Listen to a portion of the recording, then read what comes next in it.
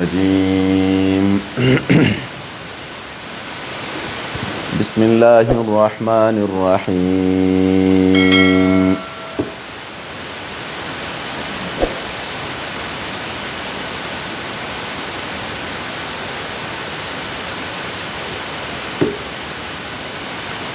يسألونك ماذا ينفقون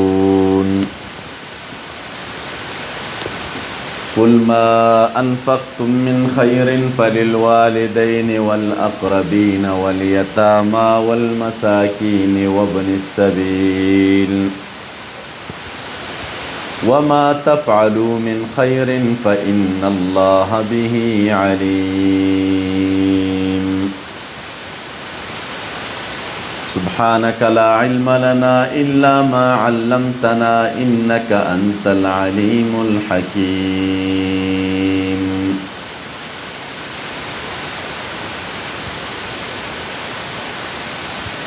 مولوی صاحبانو دا بل باب دے تر آیت نمبر 200 او 240 پورے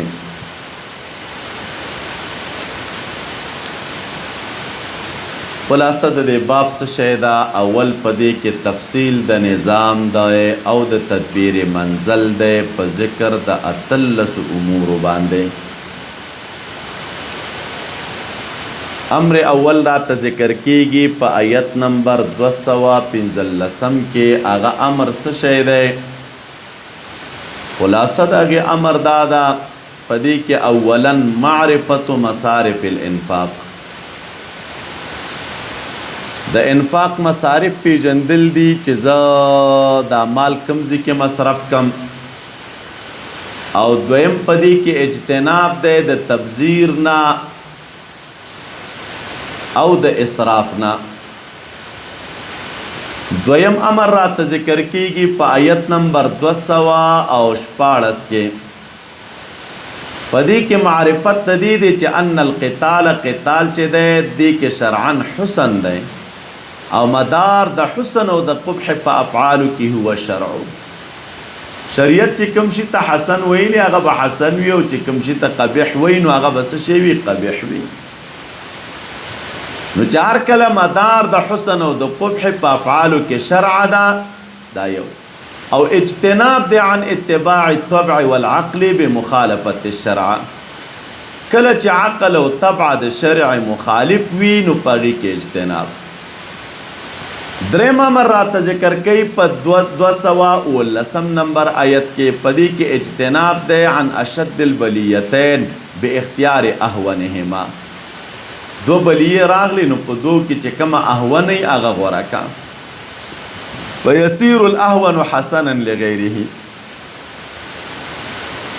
چې دا کومه اهونه ده هغه به حسن لغیره وګرځي مثال دغه لکه قتال بیا تخویف ده په 219 کې بشارت ده په 213 کې امر رابع برات ذکر کی په 219 کې بیا هغه څه شی ده اجتناب ده عن الشيء الذي د اغشنا چې د هغه ضرر اکبر وي د نفعنا لکه شراب جواری امر خامس پر آتا ذکر کی په 220 کې پاغي کې اصلاح د اموالو د یتیمانو دا او اجتناب د چانا د افساد نه په حیلی د اختلاط چې تاسو را لګیږي او مالونه ګډوي وي سره او د ګډولو په هلو باندې تاسو چې د فساد کوي امر سادس رات ذکر کیږي په 221 کې پدې کې اجتناب د نکاح د اهل شرک نه لدفع تفرق د پاره د چا د دفع د تفرق په نسب امر سابع رات ذکر کیږي اجتناب د عقل د هر خبيث اجتناب د هر خبيث نه حتی د خزنهم په حالت تحیز په 222 کې امر سامن رات ذکر کیږي 233 کې هغه اجتناب د زید چانه د فرس نه او اتیان د په موضع الحرس د پاره د تکثیر د نسل امر تاسع چې راته ذکر کیږي په 240 کې هغه اجتناب د کثرت د حلف نه بیا خاص کر هغه حلف چې مانع وي د اعمال صالحونه او تتمه د دې حکم براته ذکر کی په 215 آیت امر عاشر چې د هغه ذکر کیږي د 226 نه تر 201 هغه اجتناب دی عن التحدي عن التعدي د تجاوز نه په مفارقت د زوجاتو کې مثل طریق الجاهلیه او طریق شرعی للتفریق والرجوع بذکر الاله او طریق د عدت عدد د طلاق و عدد د رجوع دا برات ذکر شي یو لسم امر ذکر کیږي 232 کې پدې کې اجتناب دی د منع د چانه د مطلقات عن التزویج دا چې خزي دوی به د نکاح نه منع کولی چې طلاق به ورکوس ببل چا سره نکاح نه کوي دغه عادت نه منع کوي دولسم امر په 233 کې راته ذکر کیږي هغه اجتناب دی د تزیع د اولاد نه په حالت د طلاق او حسنه طریقه به ذکر شي د پاره د تربیت د اولاد فی الارضاع دیارلسم امر 240 کې هغه اجتناب دی د رسوم د جاهلیت نه په عدت الوفات او وفات په چا باندې پاغي مودي شرعیه باندې سوارلسم امر به ذکر شي په 215 کې چې هغه اجتناب دی د چانه د خطبه او د نکانه په حال العده یو خزه د عدت په حالت کې وخت په جرګه نشي کولای چې ترسوی عدت پوره شوی نه وي که تعریض کې تعریض کوي دا په 214 219 امر پنځلسم چې دی نو هغه بیا اجتناب دی د ظلم نه په تطلیق للنساء قبل الدخول وفرض المهر شپاړسم امر راته ذکر کیږي 238 کې هغه محافظت د په منځونو باندې او اجتناب دی د تعدی د حدود شرعیونه ولسم امر برات ذکر شي په 240 کې هغه اجتناب دی د ظلم نه علی النساء بعد وفات ازواجهن کله مړونه مړ شي دغه د مړونو نه مړینې نه بعد ظلم په زنانو دغه نه اجتناب اتلسم امر چې ذکر کیږي مونږ تاسو ته اجتناب دی د ظلم نه په ټول مطلقات او امر دی په احسان الیهن چې کومې خزې مطلقې دي نو غي سره به تاسو احسان او ښېګڼه کوئ او اختتام براشي بالترغیب په 242 کې او په دې ټولو کې مولوي صاحبانو رد دی په مظالم او په رسومو د جاهلیت او ارشاد دی عدل ته مع النساء والاولاد د خزو سره عدل کوي او د اولاد سره څه شی کوي عدل کوي نو رب کریم فرمای یسالونک ماذا ينفقون ربط د آیت د مخکې سره مخکې امور د تربیت شروع نو دلته نور امور د تربیت بیانوي سائل او سوال کون کې چې د عمرو ابن جموح رضی الله تعالی عنه یسالونک ماذا ينفقون د ډیر مالو یو ورځ راغی نبی رسول سلام ته فرمای بماذا نتصدقو سشه منګه صدقه کو پچا باندې منګه صدقه کو صدقه پچاو کو صدقه سشه کو آیت راغی رب العالمین فرمای یسالونک دا صحابه کرام سوال کوي د تانه او پوښتنه کوي د تانه سوال کوي او د تانه پوښتنه کوي چې موږ څه شی مصرف کو څه شی موږ خرج کو څه شی موږ خرج کو انفاق د څه شی کو خرچه د څه شی کو نو رب کریم فرمای جواب ورکا قل ما انفقتم دا ماذا ينفقون تاسو ته ویل یا د څه شی خرج کو نو جواب قلت ورته ما انفقتم من خیرنا هغه چې تاسو خرچه کوي من خیرن د خیر نه نو خرچ کوي تاسو دی لره للوالدین والاقربین رشتہ دارو لره والیتاما یتیمانو لره امدارنګ مساکینو لره وابن السبیل و مسافرو لره وما تفعلوا من خیر اس ترغیب دے د انفاق طرف تا اغه چې کوي تاسو من خیر د خیر نو فإن الله به علیم یقینا الله تعالی په دې باندې آگاه ده کم انفاق چې تاسو کوي او کم مال چې تاسو مصرفوي نو رب العالمین چې دې په دې باندې آگاه ده نو چې آگاه ده ترغیب فیجازیکم الله تعالی به بدل درکې تاسو ته رب العالمین آگاه ده نو فیجازیکم بدل بدرته درکې بیا رب کریم فرمای دا ماذا ينفقون چراغ مولی صاحبانو نو دیزی که علماء لیکلی دا ما انفقتم چراغله نو مراد دا ما انفقتم نا دیزی که هغه فرضي زکات نه دی، فرضي زکات نه دی. ولی مراد دې ځکه چې د هغه نور امور واجبه دي په یو بنده باندې عند ضروره، او دا چې اوس مصرف څه شي کو نو دا وروستو راځي یسألونک ماذا ينفقون، دا خلک تپوس کوي د تا نه چې موږ څه شی مصرف کو، نو جواب دا دی چې قل العفو، قل العفو، اوه تاسو مصرف کوي العفو، هغه سوی مال لره، کم مال چې ستاسو د عادت د حاجت نه سوا دی هغه مال چې دی تاسو مصرف کوئ. نو یتیمانو ته ورکئ، اقربو رشتہ دارو ته ورکئ، مساکین و ابن السبیل ته ورکئ. کتب علیکم القتال، ربط د آیت د مخکې سره مولوي صاحبانو په دې طریقه باندې دی. مخکې ګوره د بده الته د مال تکلیف ذکر شي، دې ځکه چې د راته د بدن تکلیف ذکر کوي،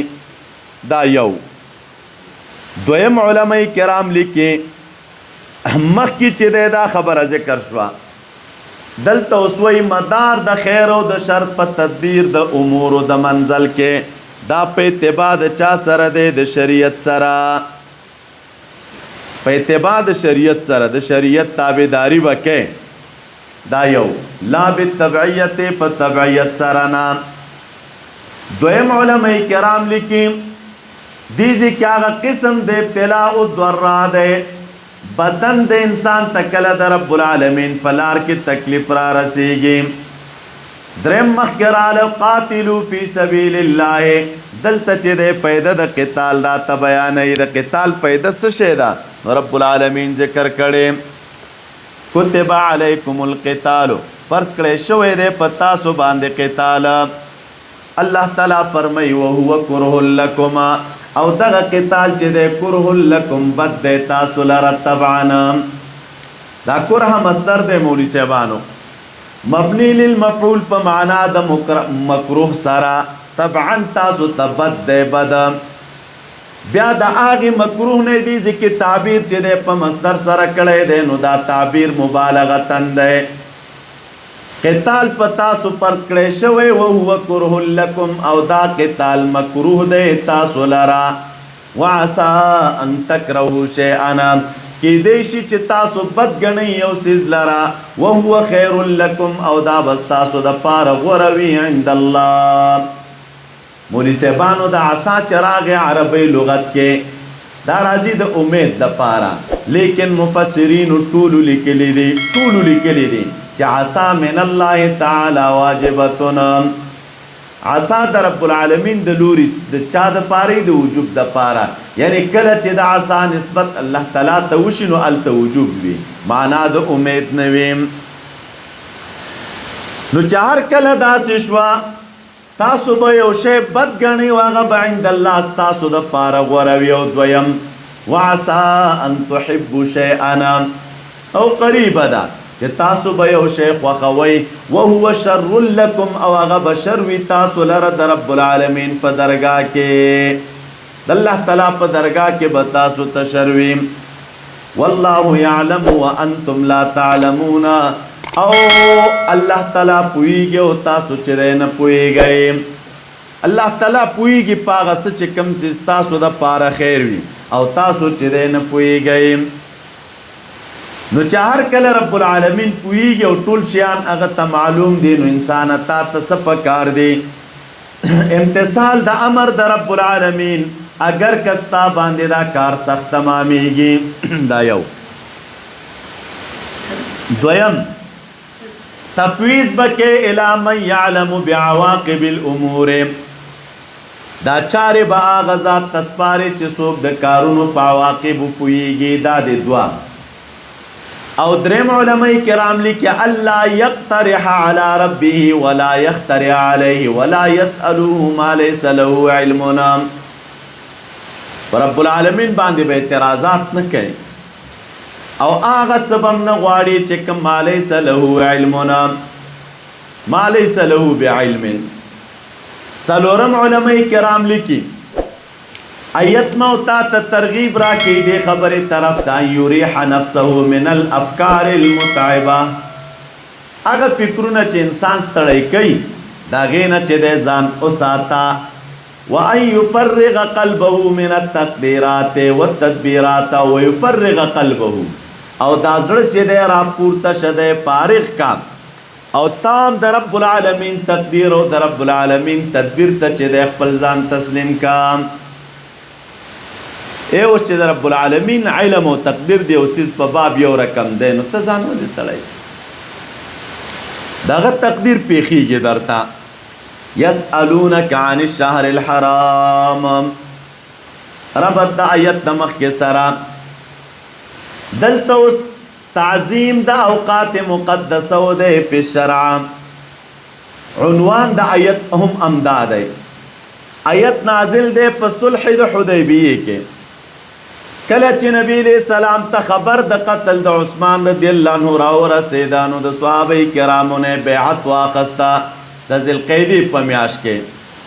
رب کریم فرمایي یسألونک دا خلق پوښتنه کوي د تانه عن الشهر الحرام په باره د میاشت محترمه کې دا سوال د سشي په اړه باندې قتال فيه د قتال او د جګړې کولو نه پیه په دغه میاشت کې چې دې کې اوس قتال څنګه دی جواب قل قتال فيه کبیرنا تبي ته وایه چې قتال په دغه ورځ کې کبیر لوی ګناه ده وصد عن سبیل الله دا یو علت دویم علت ته ګورم وصد او من کول دی خلق لرا عن سبیل الله د رب العالمین د لارې نه چې هغه حج دی دریم علت وکفر به او کفر دی به سلورم علت والمسجد الحرام اے وصد عن المسجد الحرام او من کول د خلق دی د چانه د مسجد حرام نه خلق کم پکې د مسجد حرام نه چې د هغه من کېږي او بل واخراج اهله منه اکبر عند الله او تو ګره دی خلق و اهل چې دی وستلې دی د چانه د دغه مسجد حرام د څنګه رب کریم خواست ذکر کوي اخراج د حقدار د دی منه د دغه مسجد حرام نه اکبر دا خبر کوي دا لوی جرم دی د رب العالمین په درگاه کې وزرن من القتال فی اشهر الحرم دی کدی ته ګوري چې میاشت محترمې دی او په دې کې قتال نه دی په کار نو دا اهل چې وسته د یاد نه ده والفتنة اکبر من القتل بل علت را رب کریم ذکر کې پنځم فتنه چې دا اکبر د رب العالمین په درگاه کې د قتلنا شپږم علت ولا يزالون يقاتلونكم او همیشه به دوی چې جګړې بکې د تاسو سره حتی يردوکم عن دینکم تر دې چې واړوي تاسو لره د دین تاسو نه کچرته د دوی استطاعت او طاقت وشه ومن يرتد منكم عن دينه او څوک چې وګرځیدل د تاسو نه د دین خپل نو د مرشه او هو کافر په داسې حالت کې چې د کافر نو فاولئک حبطت اعمالهم نو دغه کسان چې د برباد دي اعمال د دوی په دنیا کې هم او په آخرت کې هم واولئک اصحاب النار او دغه خلک چې د لازم دي د اور سره هم فيها خالدون دوی په دغه اور کې د همیشه د پاره دوی په دغه اور کې چې د همیشه د پاره نو مولوی صاحبانو خلاصه د آیت دار او تعالی چې دغه شپږ علل موجود دي نو چې شپږ علل موجود دي ابتلا بلیتین چې راشي نو خلاصه کې مو ویل په دې بلیو کې په دوه مصیبتونو کې تبع هغه مختاره کې چې کوم څه شی وي اهون وي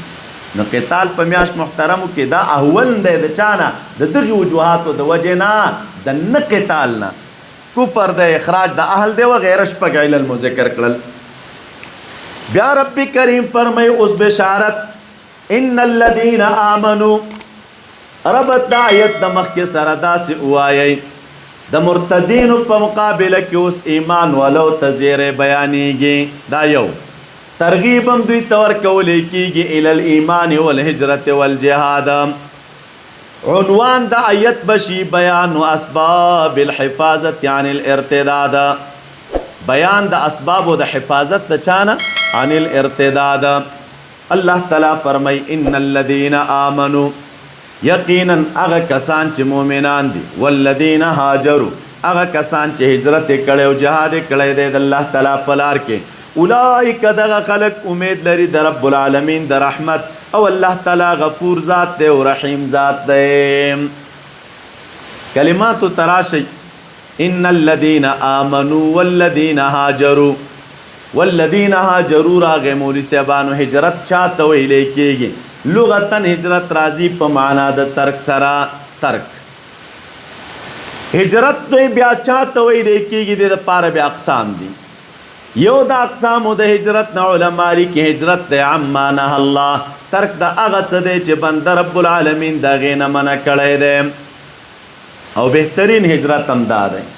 چې هغه څیز لره انسان پرېږدي چې رب العالمین هغې لره بد ګڼي. حدیث د بخاري کې هم راځي والمهاجر من هاجر ما نهى الله عنه. مهاجر هغه انسان ته ویلی کېږي چې څوک پرېږدي هغه شي لره چې د کوم شي نه دی رب العالمین منع کړی دی. دویم بیا هجرت دی د دارالحرب نه دارالامان ته. یا لکه دو ملکونه دي، په یو کې جنگ دی او په دې بل کې امن دی. یو سړی د دغې دار حرب نه دارالامان ته ځي اگر که کفري ملک وي. لکه اوله کې صحابه کرامو هجرت حبشو ته کړی و که نه، نو دا خو په هغې وخت کې کوم دار اسلام نه و، خو دومره وه چې دار امن وه. نو دا دویم قسم د هجرت دی. دریم قسم د هجرت علماء کرام لیکي هغه هجرت دی د دار کفر نه دارالایمان ته، لکه هجرت د مکې مکرمې نه مدینې منورې ته. څلورم قسم د هجرت چې دی هغه هجرت دی د دارالفسق نه دارالطاعت ته، د فسق د کور نه د طاعت کور ته هجرت. او پنځم هجرت چې دی هجرت دی د بدانو د مجلس نه د نیکانو مجلس ته. هجرت دی من مجلس الفساق الى مجلس الصلحاء. دا د هجرت اقسام دي. بیا ورپسې وی وجاهدو، جهاد راغلی. جهاد لغتن معنی د کوشش کول. شرعا جهاد چاته ویلی کېږي؟ نو بذل النفس والمال لاشاعة الاسلام. یو سړی راولګېږي خپل مال او خپل ځان د اسلام د اشاعت دپاره مصرفوي، دې ته چې دی جهاد وایي. د دې جهاد دپاره بیا مولوي صاحبانو اقسام دي. یو جهاد دی بتعلم العلم، دویم جهاد دی بتعلیمه. ګوره علم د علم زده کړه، او دارنګې چې دی بل ته رسول. دریم عمل کول ور باندې. څلورم والصبر فی ذلک. پنځم هغه جهاد دی د شیطان سره. نو شیطان سره جهاد دا کله بیاوي برفع شبهات، کم شبهات شیطان اچوي د هغې رفع. دویم دا بیاوي بدفع شهوات. دریم جهاد دی د کفارو سره. نو د کفارو سره جهاد درې قسمه. یو جهاد دی بالقلب، زړه کې به تېنه کرکسات دی. دویم جهاد دی باللسان، او دریم جهاد دی بالسیف، او څلورم بیا جهاد دی بالمال. څلورم جهاد دی د منافقینو سره. نو د هغې سره به جهاد سره کم کوي. یو جهاد دی د دوی سره بالغلظة علیهم، جاهد الکفار والمنافقین واغلظ علیهم. او دویم جهاد دی باقامت الحدود. او دریم جهاد دی د مخ په تریوولو سره، چې کله مخ شي ورسره تندی به ورسره پراخه نه ساتې، بلکې هغې ته به مخ تریووي. نو دغه خلک چې چا هجرت کړی دی او څوک مجاهدین دی، دوی د الله تعالی د رحمت امید ساتي. او الله تعالی چې دی غفور ذات دی او رحیم ذات دی. رحیم ذات دی. دویم راځي مولوي صاحبانو یسألونک عن الخمر والمیسر. ربط آیت د مخکې سره. مخکې امور د تربیت بیانېدل، نو دې ذکر یو بل امر راته ذکر کوي د امورو د تربیت نه. الله تعالی فرمایي یسألونک عن الخمر. دا خلک پوښتنه کوي د تا نه عن الخمر په باره د شرابو کې. د شرابو په اړه دوی درنه پوښتنه کوي.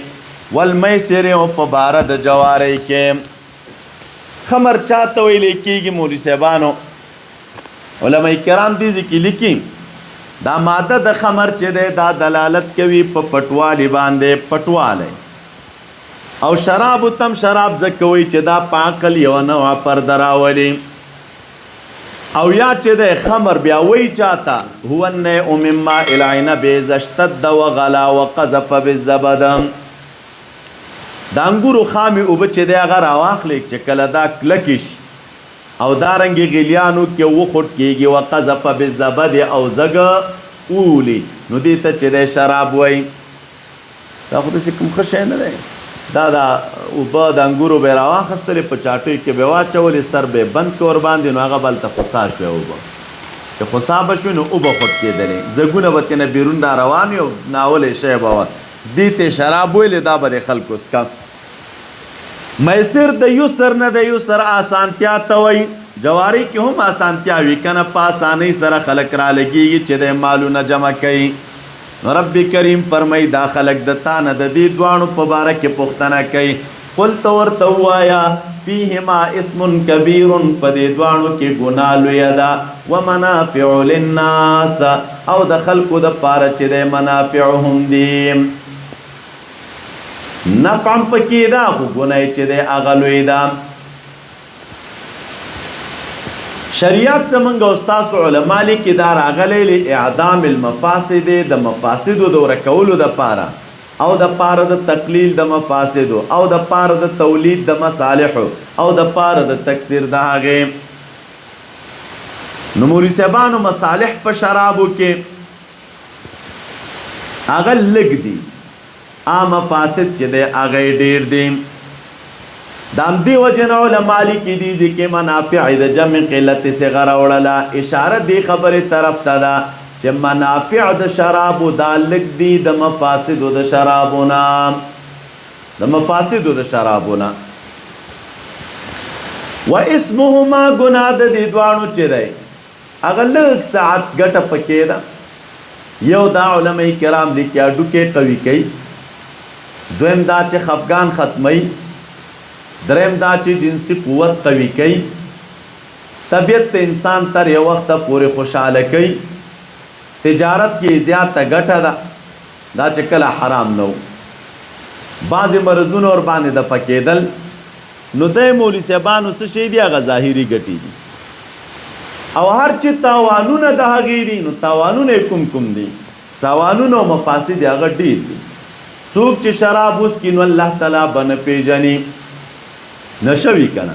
خور مور نه پیژني عقل مغلوب وي زناګانې بکای ګډې وډې بوي مون ذکر عبادت په صحیح طریقې باندې نه کوي نسل به چې دا ضعیف وي خېټه د انسان چې د هغه غټي د طعام شهوت ختموي جگر کې سوزش پیدا کوي نو دا مفاسد دي نو مفاسد د منافعو نه ډیر دي بیا رب کریم فرمای ويسالونک ماذا ينفقون پختنه کې دوی د تانه د کوم شي نه خرچ کومونګه قل ورته وایا العفو اي من العفو هغه مالونه مصرف کی چې کم مالونه فاضل عن الحاجت وي تاسو د حاجت نه سیوا اوس دغه عمل طرف ته ترغیب ورکي الله تعالی فرمای کذالک یبین الله ام دغه رنگ بیان وی رب العالمین آیات لرا د دې لپاره چې تاسو تفکر وکئ فی الدنیا والآخرة نو دا د تفکرو سره ولګوي فی الدنیا تفکروا فی امور الدنیا تاسو تفکر وکئ په امور د دنیا کې او په امور د آخرت کې تفکروا فی الدنیا یا فی زوال الدنیا واقبال الاخره ويسألونك عن اليتامى بل حکم د تدبیر منزل لا ذکر کئ داخله پختنه کې د تانه په واره د یتیمانو کې چې د دوی سره مال خلق کول څنګه دي قل ورته او اجمالی جواب اصلاح لهم خیر د اجمالی جواب ته د یتیمانو سره دغه اصلاح غوړه ده کاغه اسلام په ګډولو د مال کې وي او که په جدای د مال کې وي خو مقصود اصلاح ده وان تخالطوهم او کچری تاسو د دوی سره مالونه خلق کوي نو په اخوانکم ای فهم اخوانکم نو دې کې ترغیب د اختلاط تا معهم د دوی سره نورونه مودي کنن چورونه مودي ومن شان الاخ يخالط اخل او د ورور د شان سره دا خای چې د خپل مال د ورور سره خلط کی کنه نو مال خلط کول خلق مال د ورور سره ګډي بیا رب کریم فرمای هو الله يعلم المفسد من المصلح الله تعالی پیجنی مفسد د مصلحنا الک مفسد چاته وي هغه انسان چې دا مال ګډي او مقصود د فساد وي او مصلح هغه دی چې مقصود د چې د فساد نه وي ولو شاء الله قد رب العالمین خو خوي لعنتکم نتاسب مشقت کیا چولی وای فتحریم د مخالطت وان الله یقینا الله تعالی عزیز ذات فی امره او حکیم دی فی صنعه ولا تنكحوا المشركات او نکاح مکوي تاسو د مشرکو زنانو سره دا بل حکم د تدبیر منزل حتی یؤمن تر دې پوری چې دوی ایمان راوړي ولا امه مؤمنه او خام ما خایو وینځ مؤمنه خیر دا غره د من مشرکتن د مشرکینا دا خیرون دي چې د نفس خیریت ته پاره دي په تفصیل معنا باندې کوي معنا دا چې مؤمن وینځ د مشرکینا ډیره غره ده نفس خیریت مشرکه کم شته دا څنګه ده نو دیزی کی وی خیرون چې د نفس خیریت په معنا ده اما مؤمنه دا غره د چانه د مشرک آزادینا ولو اعجبتکم اگر که تعجب کې واچي تاسو لرا مال د دوی یا جمال دا وی ولا تنكحوا المشرکین او نکاح کوي تاسو د مشرکانو سره تر دې چې دوی ایمان راوړي ولا عبد مؤمنون او خامخ یو مؤمن خیر دا غلام مؤمن غره دی د مشرکنا ولو اعجبکم اگر که تاسو لره تعجب کې واچي مال دغه او جمال دغه دام دی وجنه حدیث مبارک کې بیا تفصیل راغلی و محبوب فرمایل چې تنکح المرأة لاربعین خزه د سلور خوینو د وجنه د غي سره نکاح کوي شي مال دغه دی جمال دغه دی او دغه رنګ حسب دغه دی او دینداری دغه دی نبی علیہ السلام فرمایلیو چې لاسونه مو په خور او شات تربت یدا کا پس قرب ذات الدین بیا رب العالمین فرمای اولئک يدعون الى النار دغه خلق چې دی يدعون الى النار رب بلی خلق لر اورتا دا مشرکان والله يدعو الى الجنه لتر ذکر کوي دوی سره نکاح ولې مکوي ځکه خو دوی دعوت تر جهنم طرف ته در کوي او رب العالمین تاسو لرب لی الى الجنه والمغفره باذنه جنت او مغفرت باذنه او دا يدعو الى النار چراغ نو دا سبب د مولوی صاحبانو د بهترین او د دیندار کزه د نکاح د انتخاب د پاره وکبه د مل خزه دی وکړه نو خپل بد عمل د تام ځان سره بد عمل کین نو جهنم ته دی رابلی او کچرته نکمل خزه سره د نکاح وکړه نو هغه د جنت ته رابلی ويبين آياته رب العالمين بيانوي آياتنا خپل خلق لرا لعلهم يتذكرون دې د پاره چې دوی پند واخلي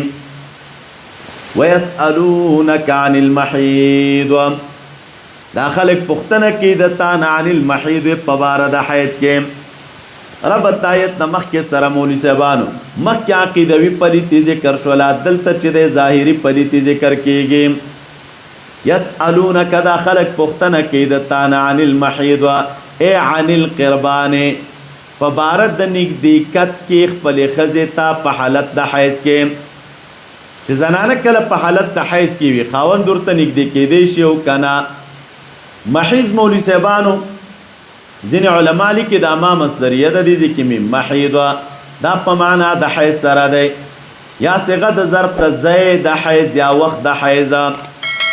نو معنا دا ده چې په وخت د حیض کې چې دی یا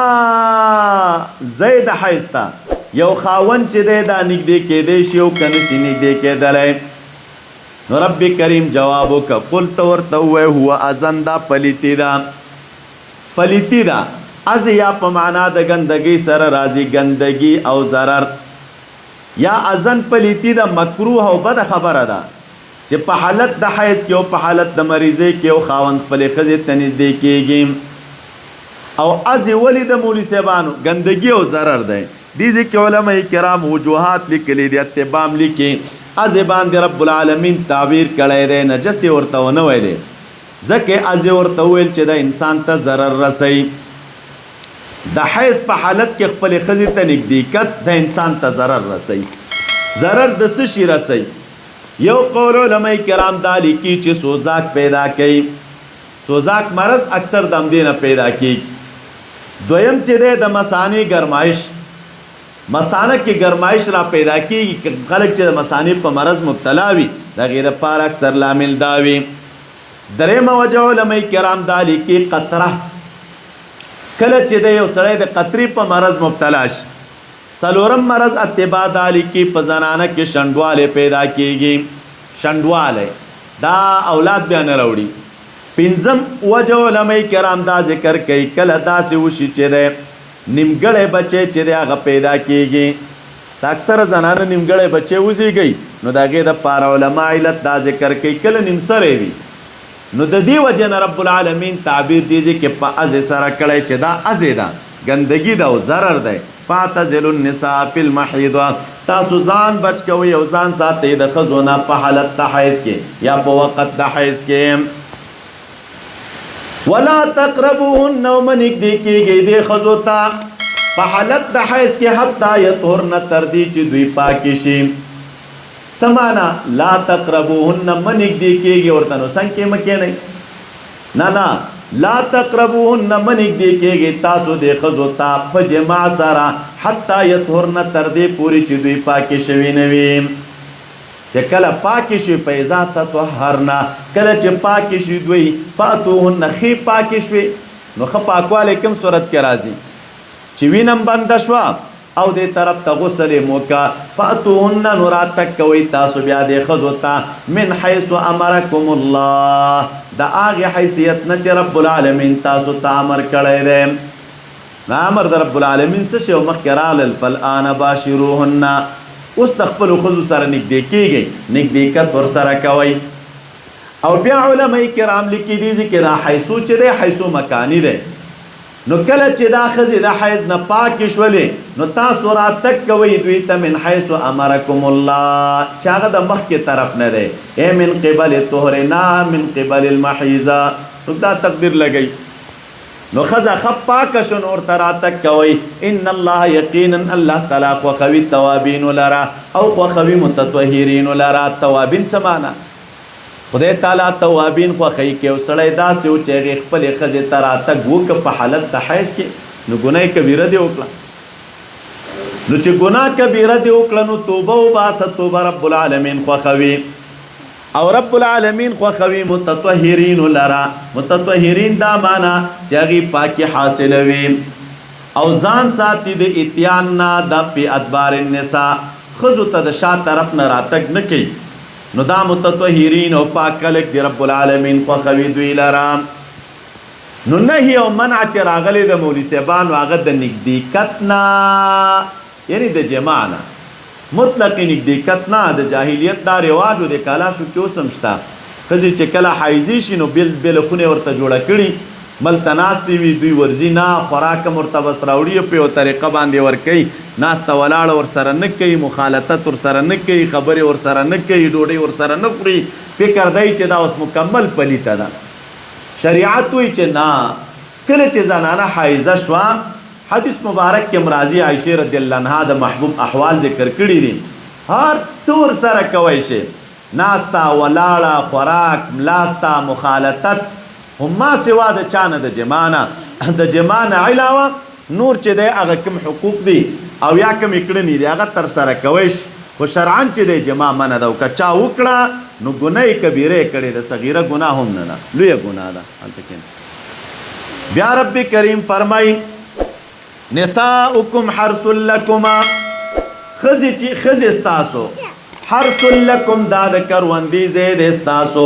فاتو حرثکم نو تاسو راتګ کوئ کروندې خپل ته انا شئتم چې په کم کیفیت باندې مو خوښوي یا لکه زه لاړ شه ورک شه زه چا راوستی کښېنه غلی نو دا چې دی ښځې ستاسو نساؤکم حرث لکم حرث معنا حرث خو فصل ته ویلی کېږي ای محل زرعکم ستاسو خزي ستاسو د کروندې ځایونه دي، دا استعاره ده. لکه څنګه چې یو څوک په پټي کې تخم کري، نو همدقسې ښځې هم ستاسو دپاره د کروندې ځای دی. نو تاسو هم تخمونه کرئ هلته د اولاد دپاره. نو چې دا د کروندې ځای شو نو څه پکار دی؟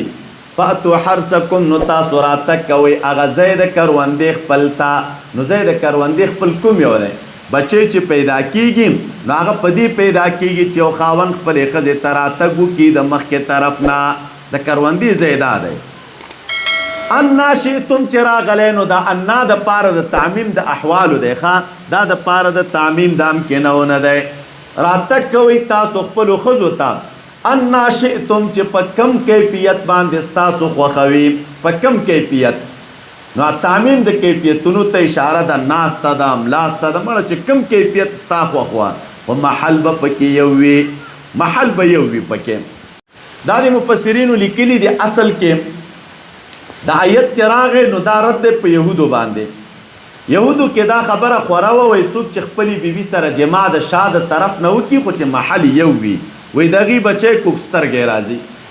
نو رب کریم آیتونه راولېږل رد دی په دوی باندې چې جما ستا خوښه ده چې په هر کیفیت باندې کوې خو چې محل یو وي، محل یو ځای یو وي. او بیا نو دا د ښځې او د خاوند خپل توافق دی چې په کوم هغوی سره جوړېدل. وقدموا لانفسکم، رب العالمین فرمای مخکې ولېږئ تاسو د خپلو ځانونو دپاره اولاد. دا قدموا لانفسکم کې اشاره دی خبرې طرف ته ده چې ګوره په جما کې او د خپلې ښځې سره په یو ځای کېدو کې به د یو شخص مقصود تنها خپل شهوت پوره کول نه وي، بلکې په دې کې به مقصود ولد صالح وي. وقدموا لانفسکم، دا شهوت پوره کېدل دا پکې ضمني مسله ده، اسم پوره کېږي. رب العالمین فرمای واتقوا الله، ویریږي د رب العالمین نه باتیان الفرسا،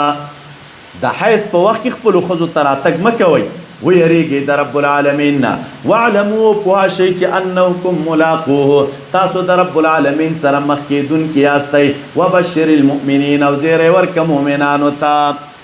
نو چې د رب سره مخ کېدونکی نو چې کوم حکم یې درته کړی دی هغه ومنه. نو ته څه فکر کوې چې الله تعالی د یو کار نه منع کړی چې دا مه کوه سبا ورسره مخ شي، نو څه به وایې ورته؟ نو ترغیب دی رب کریم فرمای په دې پوه شئ چې د خدای تعالی سره مخ کېدونکي یاستئ. ولا تجعلوا الله عرضة لأيمانكم، ولا تجعلوا الله، نقدموا لأولادكم. نو په دې کې آیین خلاصه دا شوه قدموا لانفسکم. یو قول دي ځکه مفسرین کرام دا ذکر کوي چې د جما نه مخکې نیت به د اولاد کوي. دویم قدموا لانفسکم، علماء کرام لیکي بسم الله به وایي وقت الجماع. دریم قدموا لانفسکم کې به د نیت د اعفاف د زوجي وي. څوک د خپلې ښځې سره نږدېکت کوي نو دا به نیت وي چې زما دا ښځه پاک دامنه شي، غلط کار چېرته ونه کړي. څلورم نیت به په جما کې علماء کرام لیکي د خپل ځان عفت هم وي، زه د خپلې ښځې سره جما کوم د دې دپاره چې زه عفیف شم، هسې نه سبا ما نه غلط کار وشي. او پنځم علماء کرام لیکي یا قدموا لانفسکم نه اعمال صالحه مراد دي، دا نه ټول بس مطلق نیک اعمال ترې نه مراد دي چې د هغې په توسط باندې یو انسان ځان ته جنت حاصلوي او جنت ته ځي. نو قدموا لانفسکم. بیا رب کریم فرمای ولا تجعلوا الله، مگر زوی نوم د رب العالمین عرضة مانع یا عرضة نشانه لایمانکم، د پاره د قسمونو خپلو. دا عرضه راغلی مولوي صاحبانو دا چونکې فعلتون وزن دی په معنا د مفعول سره او د عرض نه اخیستلی شوی دی، او اصل کې عرض چاته ویلی کېږي؟ عرض العود علی الاناء. خلکو به پخوا په لوښي باندې او لرګی خوده داسې اوږد په پلنوالي باندې. نو دې کې معنا څه شی ده؟ نو معنا دا شو لا تجعلوا اسم الله مانعا عن البر والتقوى والاصلاح لاجل ايمانكم. یو سړی قسم کړی دی او دې قسم کې دی وایي چې ما قسم کړی چې دا د نیکۍ کار به نه کوم، دا به نه کوم، دا به نه کوم. رب کریم فرمایي د خدای تعالی دا نوم دا بهانه د پاره د دې نیکیو کارونو نه د منې مه ګرځوئ. او یا عرضه راځي په معنا د نشاني او د هدف سره. نو لا تجعلوا الله، مګرځوئ نوم د الله تعالی مانع د نیکۍ د کارونو نه لایمانکم ان تبرو دې کې تقدیر ولګوئ ای الله تبرو چې تاسو به ښېګړه کوئ د چا سره یعنی چاته به پیدا نه رسوئ وتتقوا دا چې تاسو به ځان نه ساتئ تقوا به نه کوئ حقوق الله باندې به اتیان نه کوئ وتصلحوا بین الناس او دا چې د خلکو په منځ کې به صلح نه کوئ یعنې دفع د شرورو به نه کوئ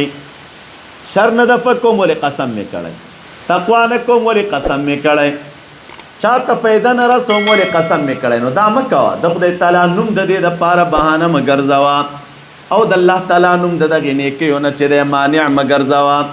والله سمیع علیم الله تعالی اورېدونکی دی او علیم دی د همدې وجې نه که یو څوک راپورته شو قسم یې وکړه نو د قسم په اساس باندې رسول الله صلی الله علیه وسلم به فرمایل دا زموږ او ستاسو د خلکو په منځ کې مشهوره ده قسم داسې یو لوی عیب او دوی ګناه ګڼي مولوي صاحبانو چې دا قسم که چا وکړه نو دا حتی الوسط چې دی هغه ګناهګار دی او سره د دې نه مولوي صاحبانو قسم ګناه نه ده قسم علماء کرام لیکي هغه عبادت دی څنګه حدیث د جامع صغیر راخسته محبوب فرمایي چې تاسو قسمونه کوئ په رب العالمین باندې او بیا ځانونه په هغې قسمونو کې بری کوئ او رښتیا وایي تاسو ځکه رب العالمین وایي خوښوي دا خبره چې څوک قسم کوي په رب العالمین باندې دا قسم رب العالمین ولې خوښوي دې کې راز څه شی دی خو دا معنا نه چې قسم په ناروا وکړي ښه دې کې راز دا دی یو سړي قسم وکړه هغه کار نه کوي یو سړی قسم کړی دی چې دا کار به کوم او بیا کوي نو دا چې قسم یې کړی نه کوم او نه کوي او قسم یې کړی چې دا کار به کوم او بیا کوي خامخا ولې وایي ځکه ما د رب العالمین نوم اخیستی دی نو د قسم کې چې څوک یې کوي نو قسم کې خو د رب العالمین د نوم تعظیم دی که نه دا کار ولې کوم د الله نوم مې اخیستی نو تعظیم د رب العالمین د نوم کوم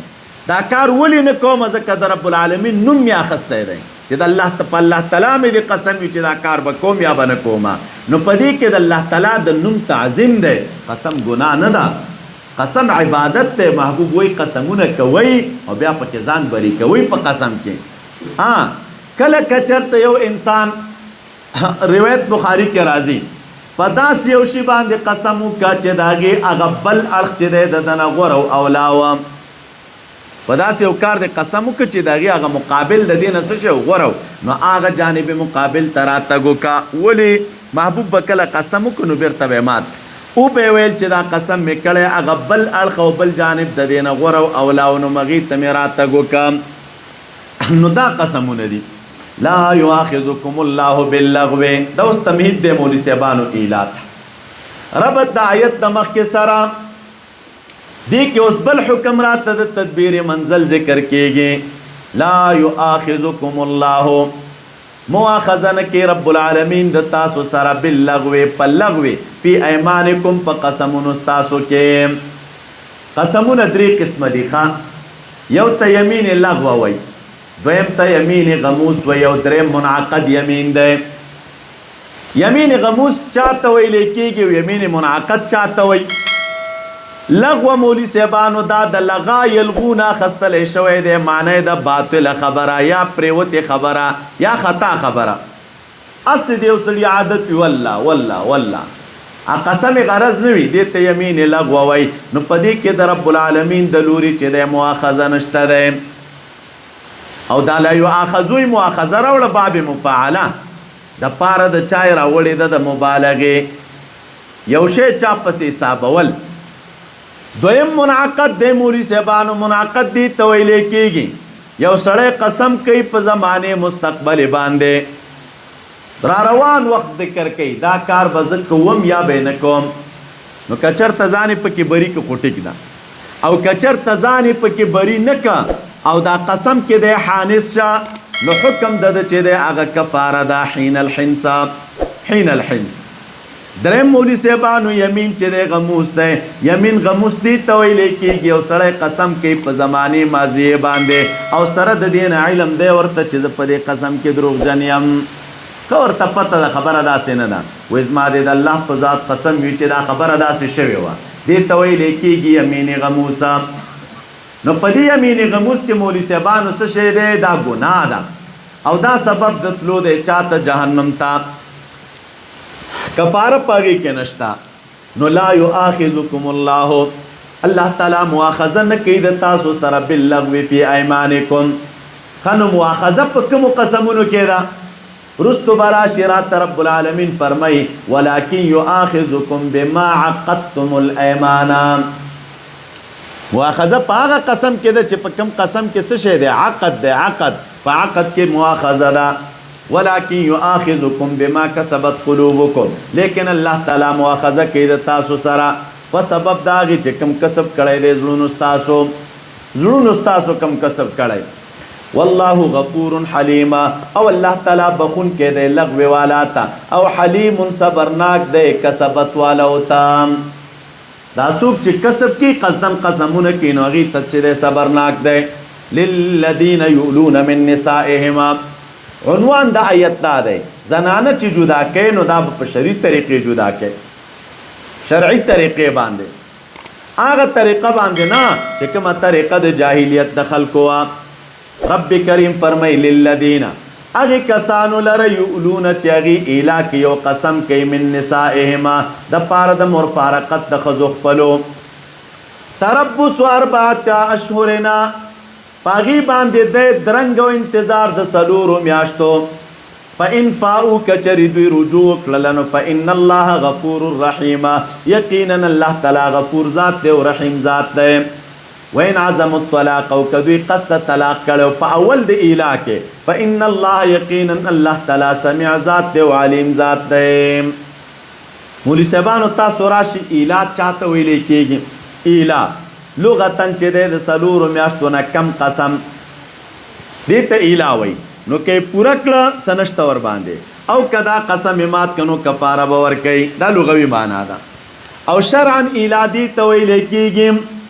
قسم دی بغیر د تعین د مودې نه یا د سلورو میاشتو نه ذاته موده احناف وایي د مودې په پوره کېدو باندې به طلاق باین واقع کېږي چا قسم کړی سلور میاشت یا د سلورو میاشتو نه زیاته نو که چېرته دا موده پوره شوله په دې صورت کې واقع کېږي طلاق باین ربک نو ځکه وایي للذین یولون من نسائهم تربص اربعة اشهرنا او بیا په ضمن کې دا رد دی په هغه اهل الجاهلیت باندې هم هغې به قسمونه وکړل بیا به ښځې ته نږدې شو بیا به یې پرېښودل همداسې او بل پدې کې ادب د مرئي ادب د مرئي او د ښځې دی ادب د مرئي او د ښځې دی بیا رب کریم فرمای والمطلقات ربط آیت نمخ کې سره دلته اوس یو بل امر ذکر کېږي د امورو د تدبیر منزلنا هغه مسله د عدت ذکر کېږي راته دا زده کې مولوي صاحبانو ښځې په اعتبار د عدت سره دا په څلور قسمه دي یوه ښځه صغیره ده صغیره هغه ښځه چې هغه ماشومه ده لا غټه شوې نه ده وړه ده او دویمه آیسه ده آیسه هغې ښځې ته ویلی کېږي چې د هغې حیض بند وي بیماري بند دی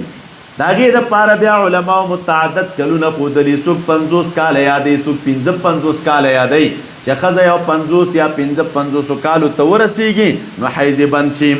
آیسه او صغیره د دې عدت څه شی دی مولوي صاحبانو عدت د دې د 3 میاشتې 3 میاشتې د دوی عدت دی ځکه چونکې په دې خو حیض نه راځي دا یو دویمه ښځه هغه ده او که چېرته ښځه حامله وه حامله نو عدت د حاملې ښځې چې دی هغه وضع د حمل ده یوه ښځه ده په خېټه باندې بچی دی طلاق ورته ورکړی شه نو اولات الاحمال ان یدعنا د اولات الاحمال باره کې د رب العالمین فیصله دا ده چې دی به خپل بچی زیږوي دا دوه نو و معدت د هغې چې کله خاوند طلاق ورکړي هغه زیږول د بچي دی درېیمه ښځه چې دی هغه غیر مدخول بها ده هغه ښځه چې د هغې سره دخول نه وي شوی خاوند ورسره نږدېکت نه یې کړی او نکاح وشي نو د هغې دپاره قانون څه شی دی فما لکم علیهم فی العده د هغې زنانو عدت نشته دی او څلورمه مولوي صاحبانو هغه چې دی څه شی دی یوه وینځه ده د هغې عدت چې دی حیضتان 2 حیضه دي او 5مه ښځه چې دی هغه اصیله ده اصیله ښځه ده او د ذوات الاقراد جملې نه یعنی حایزه ده حیز راځي ور باندې نو چې هغې ته طلاق خاوند ورکړه نو د هغې عدت چې دی هغه 3 حیزه دي 3 حیزه رب کریم فرمای والمطلقات مطلقات ښځې قید ورسره ولګوئ مطلقات ښځې هغه چې اصیلي وي هغه چې مدخول بها وي هغه چې غیر حامله وي هغه چې غیر آیسه وي او هغه چې غیر صغیره وي دا ټول قید ورسره ولګوئ داسې ښځه وي یتربصن بانفسهن نو دا به انتظار کوي په خپل ځان باندې 3 قروء 3 حیضه یتربصن معنا ځان به راګیری انتظار به کوي 3 قروء 3 حیضه دا قروء جمع د قرء ده تاسو ته اصول شاشی نور الانوار کتابونو کې تیر دي چې دې کې قروء په معنا د حیض سره ده امام شافعي رحمت الله علیه طهر شماري ومنګ او تاسو هلته وي عمل به په خاص د کتاب الله په هغه صورت کې راځي چې کله دلته د چانه د قرون حیض واخیستلی شي وایي ځکه دې کې 3 راغلي او 3 چاته ویلی کېږي د 2 نمبر او د 4 نه ښکته او د 2 نمبر او د 4 نه ښکته په هغه صورت کې عمل راځي په دې باندې چې کله حیض واخلي ځکه طلاق قانون دا دی مولوي صاحبانو یو سړی چې خپلې ښځې ته طلاق ورکړي نو شرعي طلاق دا دی چې دا به په حیض کې ورکوي دا طهر کې نو چې طهر کې د طلاق ورکم نو دا طهر به تیر شي ورپسې به حیض راشي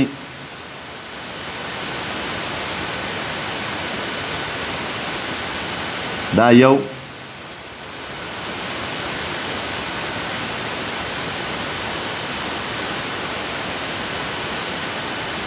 نو مولوي صاحبانو یو حیض تمام شي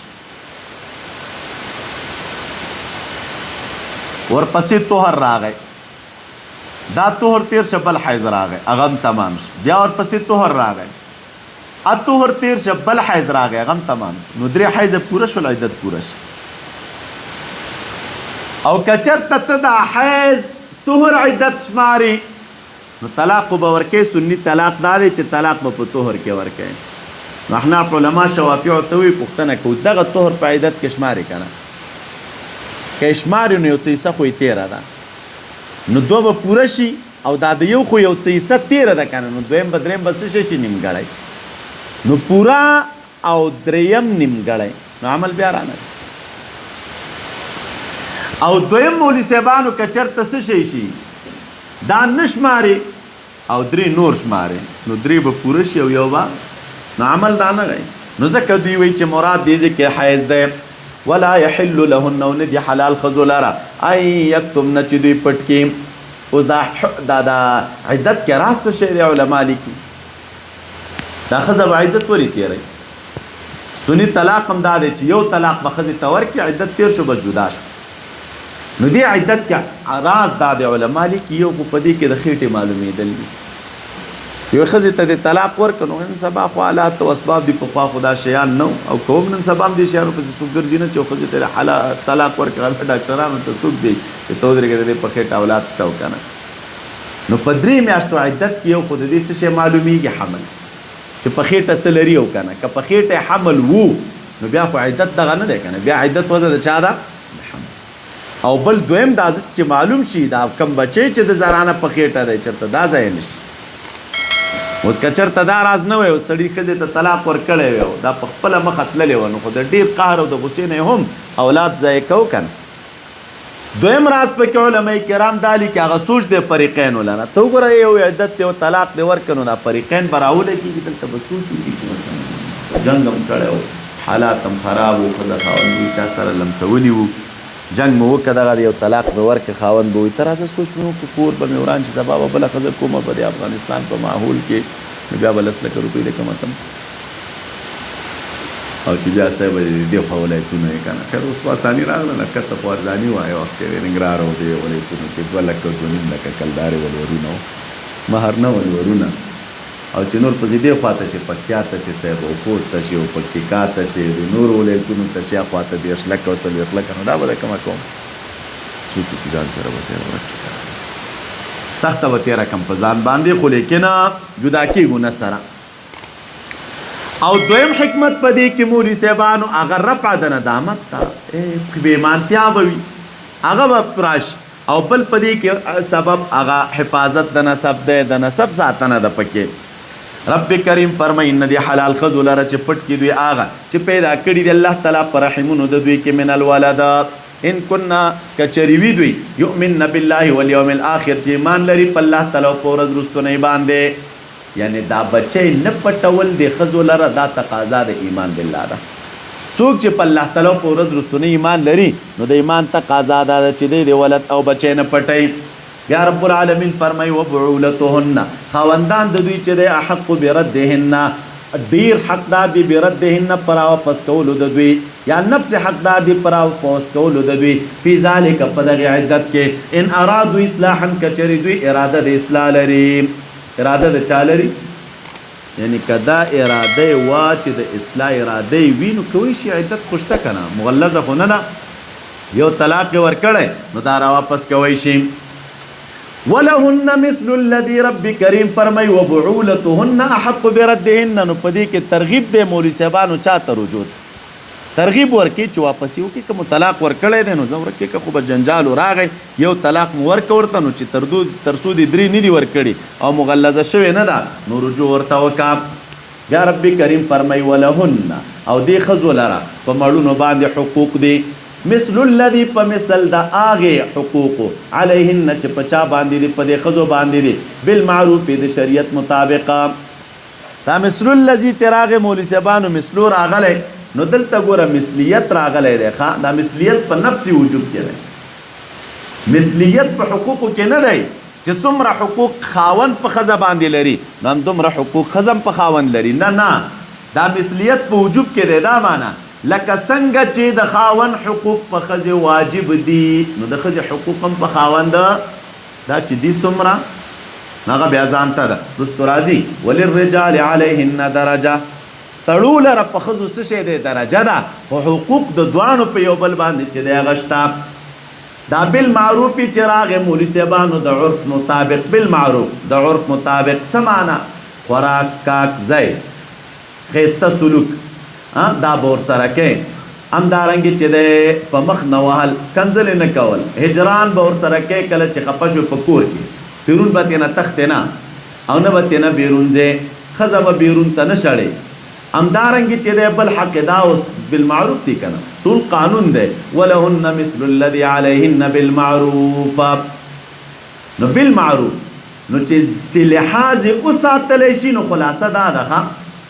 د ښځو لره په سړو باندې حقوق دي بالمعروف نو چې حقوق ورته دي نو چې د دې حقوقو لحاظ وساتلی شي نو طلاق نه واقع کېږي او که د دې څوک لحاظ نه ساتي خو طلاقونه او جنګونه خپله راځي په منځ کې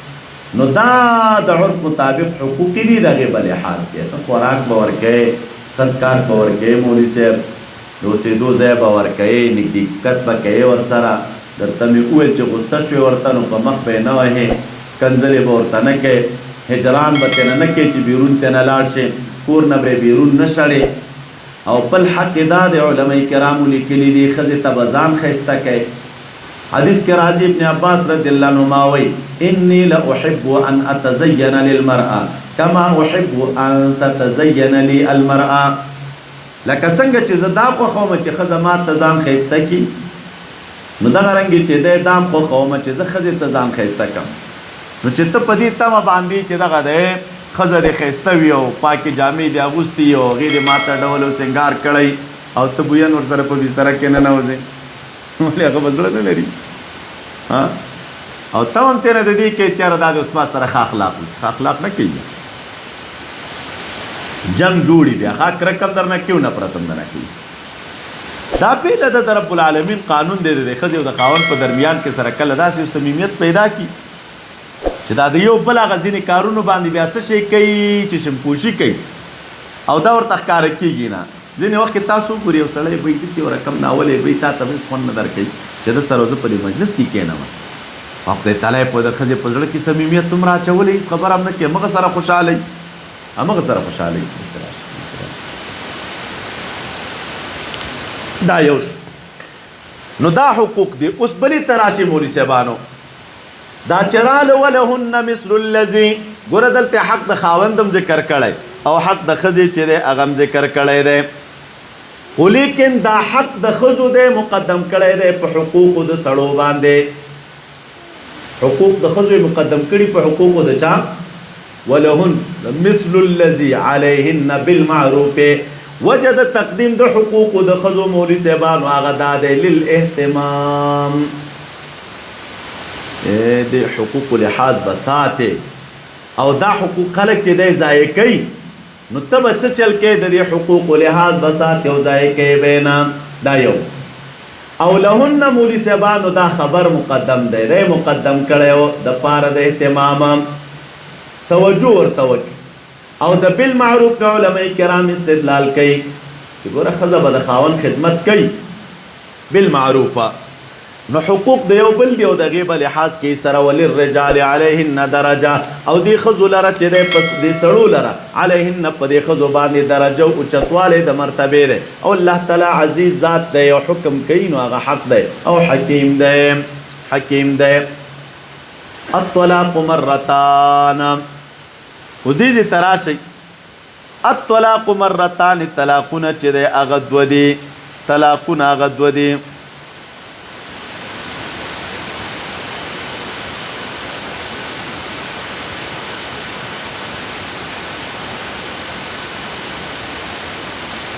طلاقونه دوه دي نو التطلیق الذي يراجع بعده هغه طلاقات چې د هغې نه بعد خاوند ښځې ته رجوع کوئ چې دا تقدیر ولګوئ یا داسې تقدیر ولګوئ عدد الطلاق الذي يستحق الزوج فيه الرد والرجعه هغه طلاق چې په هغې کې خاوند د رجعت او د رد مستحق دی یعنی رجوع کوئ شي نو هغه دوه دي الطلاق مرتان هغه دوه دي فامساکم بمعروف د هغې نه بعد یا ساتنه د ښځې د په معروفې طریقې باندې او تسریح یې آزادول دي بمعروف احسان په معروفې طریقې باندې یا ورته رجوع که په احسنې طریقې ښځه دې ده او یا یې چې دی پرېږده چې ځي او په عذابه ویما ولا یحل لکم نه دي حلال تاسو لره ان تاخذو چې تاسو واخلئ مما آتیتموهن د هغې نه چې تاسو ورکړي دي ښځو ته شیئا یو شی د مهرونو نه کم مهر مو چې ورکړی طلاق ورکوئ نو مولوي صاحبانو د هغې اخیستل چې دی ستاسو دپاره حلال نه دی الا ان یخافا مگر دا چې دوی یریږي دواړه الله یقیما چې قائم بنه کې حدود الله تعالی نو کچرته بیا خاوند را لګیږي او د ښځې نه څه شی اخلي فإن خفتم کچرې تاسو یریږئ ای حاکمانو چې دا دواړه به قایم نه کړي حدود الله تعالی فلا جناح نشته دی ګناه علیهما په دې دواړو باندې فی مفتدت به په هغې کې چې فدیه ورکوي ښځه په هغې باندې خاوند خپل ته کچرته دوی سره اخلاق خراب وي وخت سره خراب وي او توافق په دې باندې وکړي چې ښځه ورته وایي دا کم مهر چې ما درته درکړی نو دا واخله خو لیکن سره جدا به شو مصلحت په دې کې وي نو بیا خاوند مال اخیستلی شي او په دې خلع کې دې ته بیا خلع وایي ښه خلع کې مولوي صاحبانو غالبا مصلحت د ښځې وي نو ځکه خاوند ته مال اخیستل جایز دی دا خلع ښځه دې ته اړ وي که نه کله چې خاوند را لګېږي او ښځې ته وایي چې ځه او زه دې خوشي کوم او ښځه ورته وایي مه مې خوشي کوه نو خو خاوند طلب هم د دې نه کوي که نه چې کوم مهر مې درکړی هغه راته راکړه کله داسې وشي چې ښځه به ایسې په دې باندې خاوند ته وایي چې دا کم مهر مې درته درکړی هغه مهر دا کم مهر دې راکړی هغه مهر به درته زه بېرته درکړم خو جدا به شو نو په خلع کې منفعت د ښځې وي نو خاوند ته ځکه مال اخیستل ترې جایز دی بیا رب کریم فرمایي تلک حدود الله دا حدود د رب العالمین دی او دا خلع بیا عند الاحناف دا طلاق باین ده دا حدود د رب العالمین دی تلک حدود الله فلا تعتدوا تجاوز مکوئ ومن يتعد څوک چې تجاوز وکړي د حدودو د رب العالمین نه فاولئک هم الظالمون نو دغه خلک چې دی دوی ظالمان دي فإن طلقها کچر طلاق ورک سړي خپلې ښځې ته وروستو د اثنینو نه فلا تحل له طلاق ورکور ته فلا تحل له نو نه د حلاله دا ښځه چې دی د خاوند ته من بعد وروستو د چا نه د دغې دریو طلاقونو نه حتی تنکح زوجا غیره تر دې پورې چې دا ښځه په نکاح کې بل خاوند او دا بل خاوند بیا ورسره نږدېکت وکړي بې طلاقه کړي نو تر هغې وخته پورې دا ولني خاوند ته نه روا کېږي دا فإن طلقها چې راغې مولوي صاحبانو تاسو دې ترتیب ته وګورئ که نه فإن طلقها فلا تحل له دا دلیل دی عند الاحناف د دې دپاره چې درې طلاقونه په یو ځای باندې دا واقع کېږي درې طلاقونه په یو ځای باندې څنګه استدلال کو پاسو ګورئ الطلاق مرتان هغه طلاق چې د هغې نه بعد رجوع ده نو هغه دوه طلاقونه دي د کم طلاق نه بعد چې رجوع کاون کوی شي نو دوه طلاقونه دي نو که یو سړي دوه طلاق خپلې ښځې ته ورکړه نو رجوع کوی شي او که چېرته یو سړي خپلې ښځې ته دوه طلاقه ورکړي وه او د دوو طلاقونو نه بعد فإن طلقها دریم طلاق ورته ورکړه نو فلا تحل له دا ښځه اوس دې خاوند ته نه ده روا چې تر څو پورې دا ښځه د بل خاوند سره نکاح ونه کړي نو دا فإن طلقها یې راوړه بلا فصلین دوه طلاقه سړي ښځې ته ورکړي دي نو عامه ده که دی په یو ځای ورکړل او که ورته په بیل ورکړي دا ذکر نشته مولوي صاحبانو چې دا طلاقونه یې بیل بیل ورکړي او که یو ځای خو که یو ځای ورکړل نو هم چې دی دا ښځه په ده باندې حرامه ده او که طلاقونه یې بیل بیل ورکړي نو هم ښځه په ده باندې څه شی ده خو که درې یو ځای ورکړه نو هم حرامه طلاقه او مغلظه شوه او که درې بیل بیل ورکړي نو هم څه شی شوله مغلظه شوه په دې ځای باندې ستاسو مازغه ورسېدم دا به تاسو ته میزان نه وایم د طلاقونو مسله د اهل سنت دعوه په دې باب باندې څه شی ده دعوه هم درته ذکر کوم انشاءالله اوس یې پرېږدو په دې نو فإن طلقها فلا تحل له من بعد سره د دې نه چې دا کار ناروا دی مولوي صاحبانو درې طلاق ښځې ته په یو ځای باندې ورکول دا بدعي طلاق دی دا ناروا دی حرام دی دې کې ښه اتفاق دی خو چې دا کار ناروا دی نو نارووالي کې خبره نه ده خبره په دې کې ده چې دا کار ناروا دی خو حکم شریف مرتب کیږي او کنه مرتب کیږي نو موږ یو او کار یې سره د دې نه چې د ګناه کار کړی دی غلط کار یې وکړه چې درې طلاق یو ځای ښځې ته ورکړه داسې نه وه په کار خو که بیا هم چا ورکړه نو حکم شریف ورباندې څه شی کیږي مرتب کیږي دا ښځه په ده باندې څه شی شوله مغلظ فإن طلقها کچری بیا طلاق ورکړه دې ښځې ته دویم خاوند نو فلا جناح علیهما نشته ګناه په دې دواړو باندې ان یتراجعا چې دوی د یو بل سره څه شی وکړي رجوع کړي یو بل ته ان ظنا کچرې دوی دواړو ګمان دا کوي ان یقیما حدود الله چې دوی به قایم کړي حدود د رب العالمین چې راتلونکي وخت کې به یا حدود بیرته قایم کو اړیکې به مسرقي وي خو بس یوه ساوه وه یو ځل راغله او طلاق مې درکه نو بیا هم کولی شي چې یو بل سره نکاح وکړي وتلک حدود الله دا حدود د رب العالمین دی یبینها بیانوي لقوم یعلمون هغه قوم لره چې هغوی پوهېږي واذا طلقتم النساء کله چې تاسو طلاق ورکړئ ښځو ته دلته اوس مسله دوباره راوړله رد دی په رسومو د جاهلیت باندې فبلغنا اجلهن نو ورسیږي دا ښځه اجلهن نیټې خپلې ته فبلغنا معنا قاربنا الی انقضاء عدتهن دا ښځې نږدې شي هغه پوره کېدو د نیټې د دوی ته فامسکوهن نو ویې ساتئ تاسو د خپل ځان سره بمعروفن په معروفې طریقې باندې یا یې پرېږدئ بمعروفن ولا تمسکوهن او مه مسه کوئ دې ښځو لره ضرارا لتعتدو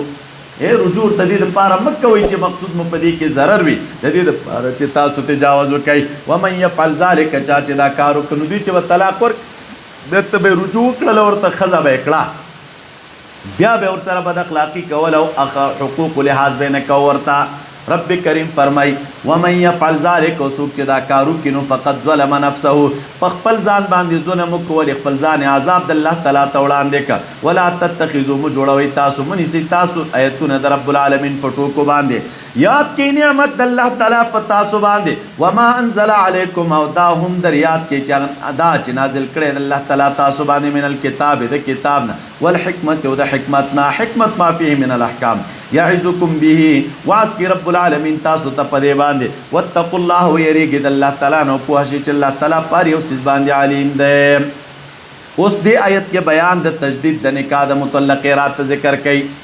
اور نازل د آیت په باره د معقل ابن یسار المزنی رضی الله عنه کې وَإِذَا طَلَّقْتُمُ النِّسَاءَ کله چې تاسو ښځې طلاق کړئ فَبَلَغْنَ أَجَلَهُنَّ نیټې د دوی پوره شي فَلَا تَعْضُلُوهُنَّ نو مه منع کوئ دې لره أَن يَنکِحْنَ چې دوی نکاحونه وکړي أَزْوَاجُهُنَّ د مړونو خپلو سره د چا سره دلته ازواج ورته ولې ویلي واله که زوج خو نه دی که نه تر څو خو لا میړه نه دی نو څنګه رب العالمین وایي چې تاسو دوی لره مه منع کوئ چې د مړونو سره نکاح وکړي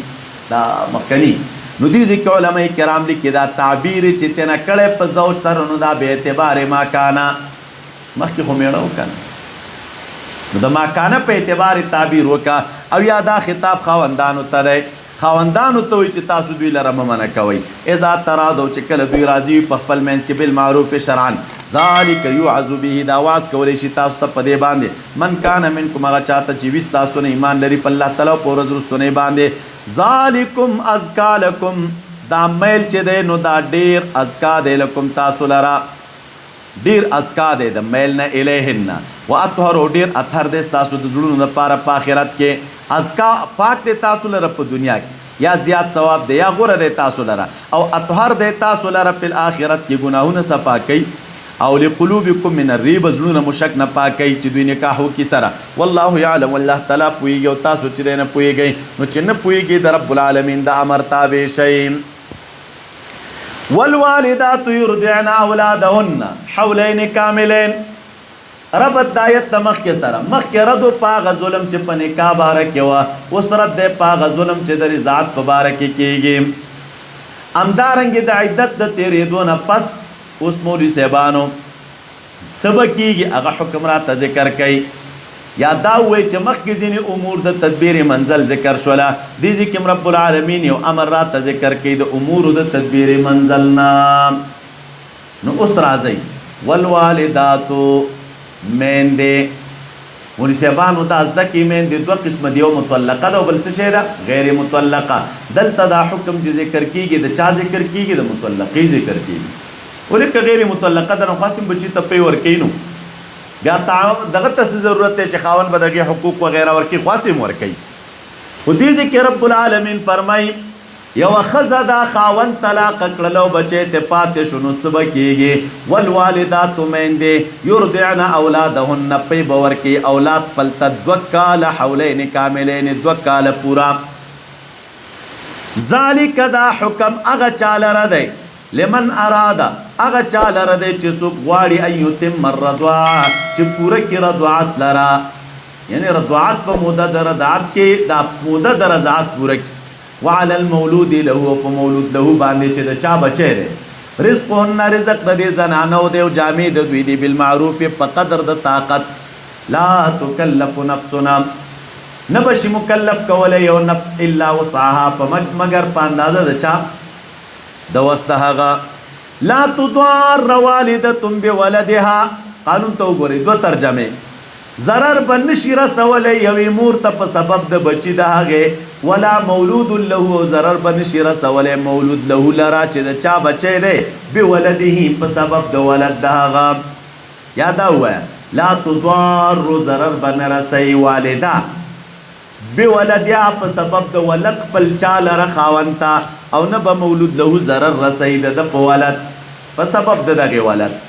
وعلى الوارث مثل ذلك په وارث باندې په مثل د هغې حقوقو دي چې په مورث وو فإن اراده کدی دا دوانه اوس غواړي فصالا جدی د دغې ماشوم عن تراض منهما توجد رضانه منهما د دې دواړو نه د دواړو رضا وه چې ماشوم بیلو او د دواړو مشوره وه فلا جناح علیهما نشته دی ګناه په دې دواړو باندې وإن اردتم که تاسو اراده کوئ ان تسترضعوا اولادکم چې طلب د پی ورکوونکي وکړي ښځو خپلو ته بچو خپلو ته فلا جناح علیکم نشته دی ګناه په تاسو باندې اذا سلمتم چې کله ورکوئ تاسو دوی ته ما اتیتم هغه چې واده مو کړي وي د دوی سره بالمعروف د عرف مناسبه واتقوا الله ویریږئ د الله تعالی نه پوه شئ چې الله تعالی په هغه څه چې تاسو یې کوئ لیدونکی دی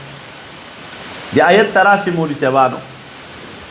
دا چې راغله والوالداتو نو مراد دي ځکه ورنه هغه مطلقې میندې دي مطلقې میندې تاسو ته ما وویل مطلقه میندې ولې مراد دي د څلورو وجو نه اول دا عطف دی مولوي صاحبانو هلته مطلقه مراد ده نو دلته هم دویمه وجه بچی ته په پی ورکولو کې اختلاف هغه صورت کې پیدا کېږي چې کله ښځه طلاقه شي او بل خاوند وکړي او که ښځه طلاقه نه وه او خاوند یې همدو نو خو اختلاف نه پیدا کېږي داسې ښځه نه وایي خاوند ته چې بچي ته دې پی نه ورکوم درېیمه وجه علما کرام دا لیکي په حالت د نکاح کې چې دی په حالت د نکاح کې په خاوند نفقه او جامې په خپله واجب دي نو ذکر کولو ته حاجت نشته څلورم مور به د بچی په ذریعه باندې پلار ته تکلیف نه ورکوي او دا تکلیف اله دی چې ښځه طلاقه شوې وي او که ښځه طلاقه نه وه نو خو د بچي په سبب باندې ښځه چېرته خاوند ته تکلیف ورکوي خو خاوند دی او دی ښځه ده او دی اولاد دی دا یرضعن چې راغی مولي صاحبانو دا خبر بمعنى الامر دی او دا امر دی للاستحباب امر دی للاستحباب یعنی مستحب دا ده که یوه ښځه طلاق هم شي نو پکار دا ده چې دې ماشوم ته پی ورکړي مستحب دا ده نو امر للاستحباب دی دلیل ور باندې پین ارضعن لکم فاتوهن اجورهن سوره طلاق کې راځي او سو کوئی امر د پاره د وجوب مصلحتي دی وجوب مصلحتي وغره دا ده چې وجوب نه دی بیا چې ویلي والوالداتو یرضعن اولادهن دا ښځې به خپلو اولادونو ته چې دی څه شی ورکوي پی ورکوي دا اولادهن کې چې دی اضافت د اولادو که دی میندو ته ولې لتکون باعثا علی العطف د مهرباني باعث شي ګورې بچی هم دی بچی زیږېدلی دی درنه نو بچی دی نو پی ورکه ورته حولین کاملین چې راغی حول دا راځي په معنا د ګرځېدو باندې ګرځېدو او کال تم کال ځکه وایي دام ګرځي را ګرځي د کال نه دی ځکه اسلامي کال هجري یا قمري مراد دی او کاملین ذکر که مولي صاحبانو عربان کله نیم کال ته هم حول وایي نو دلته کاملین راوړو چې ګوره کال دی خو پورا بیا چې ورپسې وایي وعلى المولود له مولود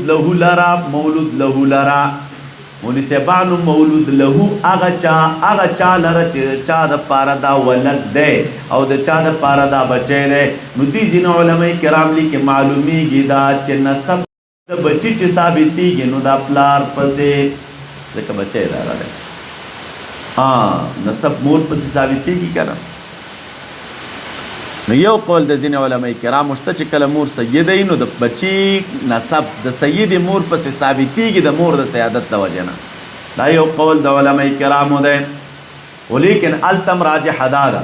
چې نسب چې ثابتېږي نو دا د پلار پسې دا لمن اراده چې ویلې مراد تېنه مور و پلار دی مور و پلار نو که مور و پلار وغواړي نو که پلار غواړي نو مور د ممانعت نه کوي او که مور غواړي نو پلار د ممانعت نه کوي دا لا تضار چې راغی یا صیغه مجهوله ده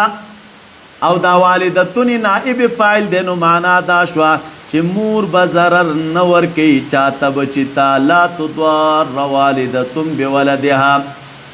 او یا معلومه صیغه د مور به ضرر نه ورکوي پلار ته وعلى الوارث مثل ذلك دا په هغه صورت کې دی مور ته به خرچې وغیره ورکوي هغه صورت کې چې اوس پلار وي اوس که پلار نه نو وارث دی وعلى الوارث مثل ذلك او په وارث باندې په مثل د دې ده یعنی څنګه نفقه چې پلار ورکوله اوس به د دې ماشوم وارث څه شی ورکوي دا نفقه چې دی دې ښځې ته ورکوي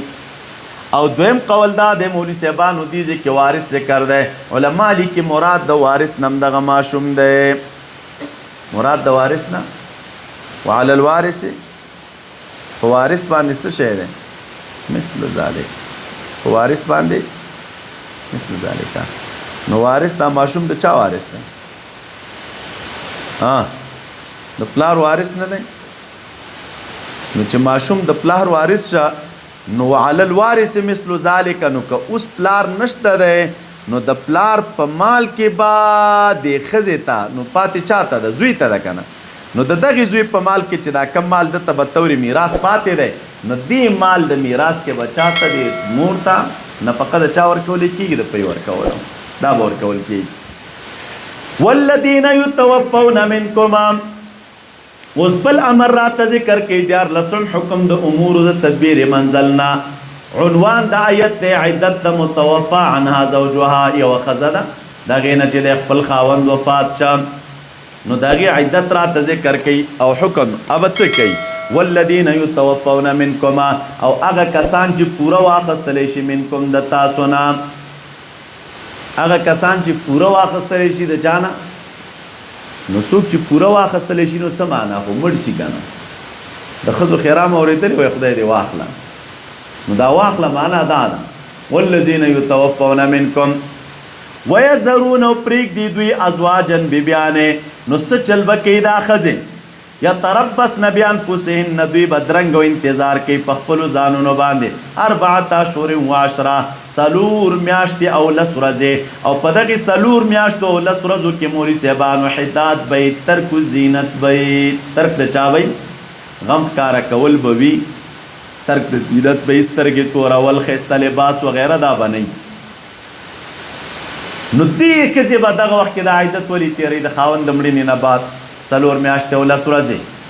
یوه پیدا په دې کې یو خو د رحم معلومېدل دي دویمه پیدا په دې کې د خاوند حق ادا کول دي ګوره ډېر ښه ژوند دې ورسره تېر شوی و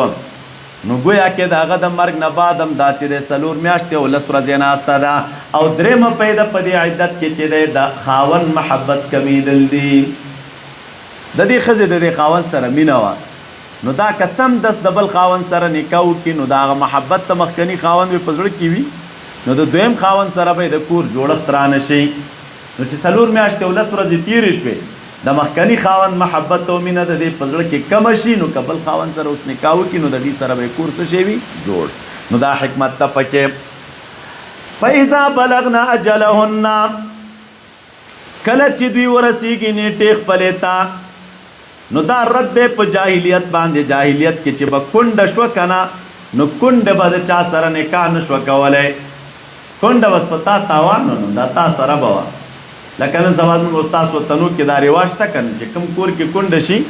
نو راوی غواړي زموږ د پښتنو رواج دا دی دغه د لیورونه دي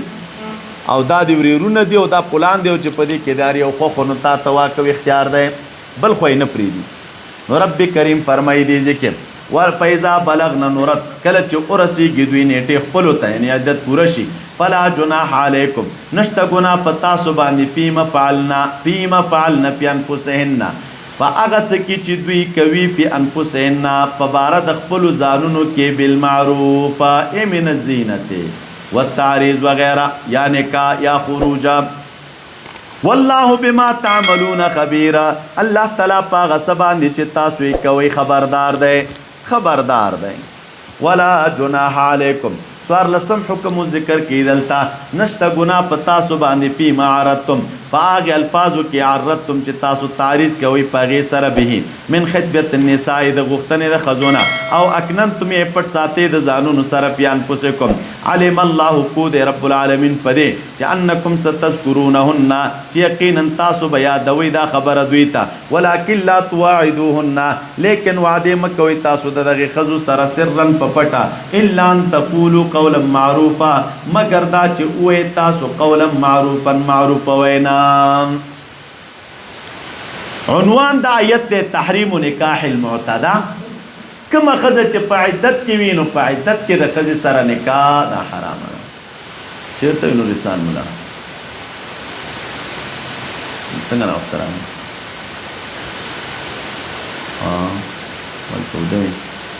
پروان کې چې کوم درس نه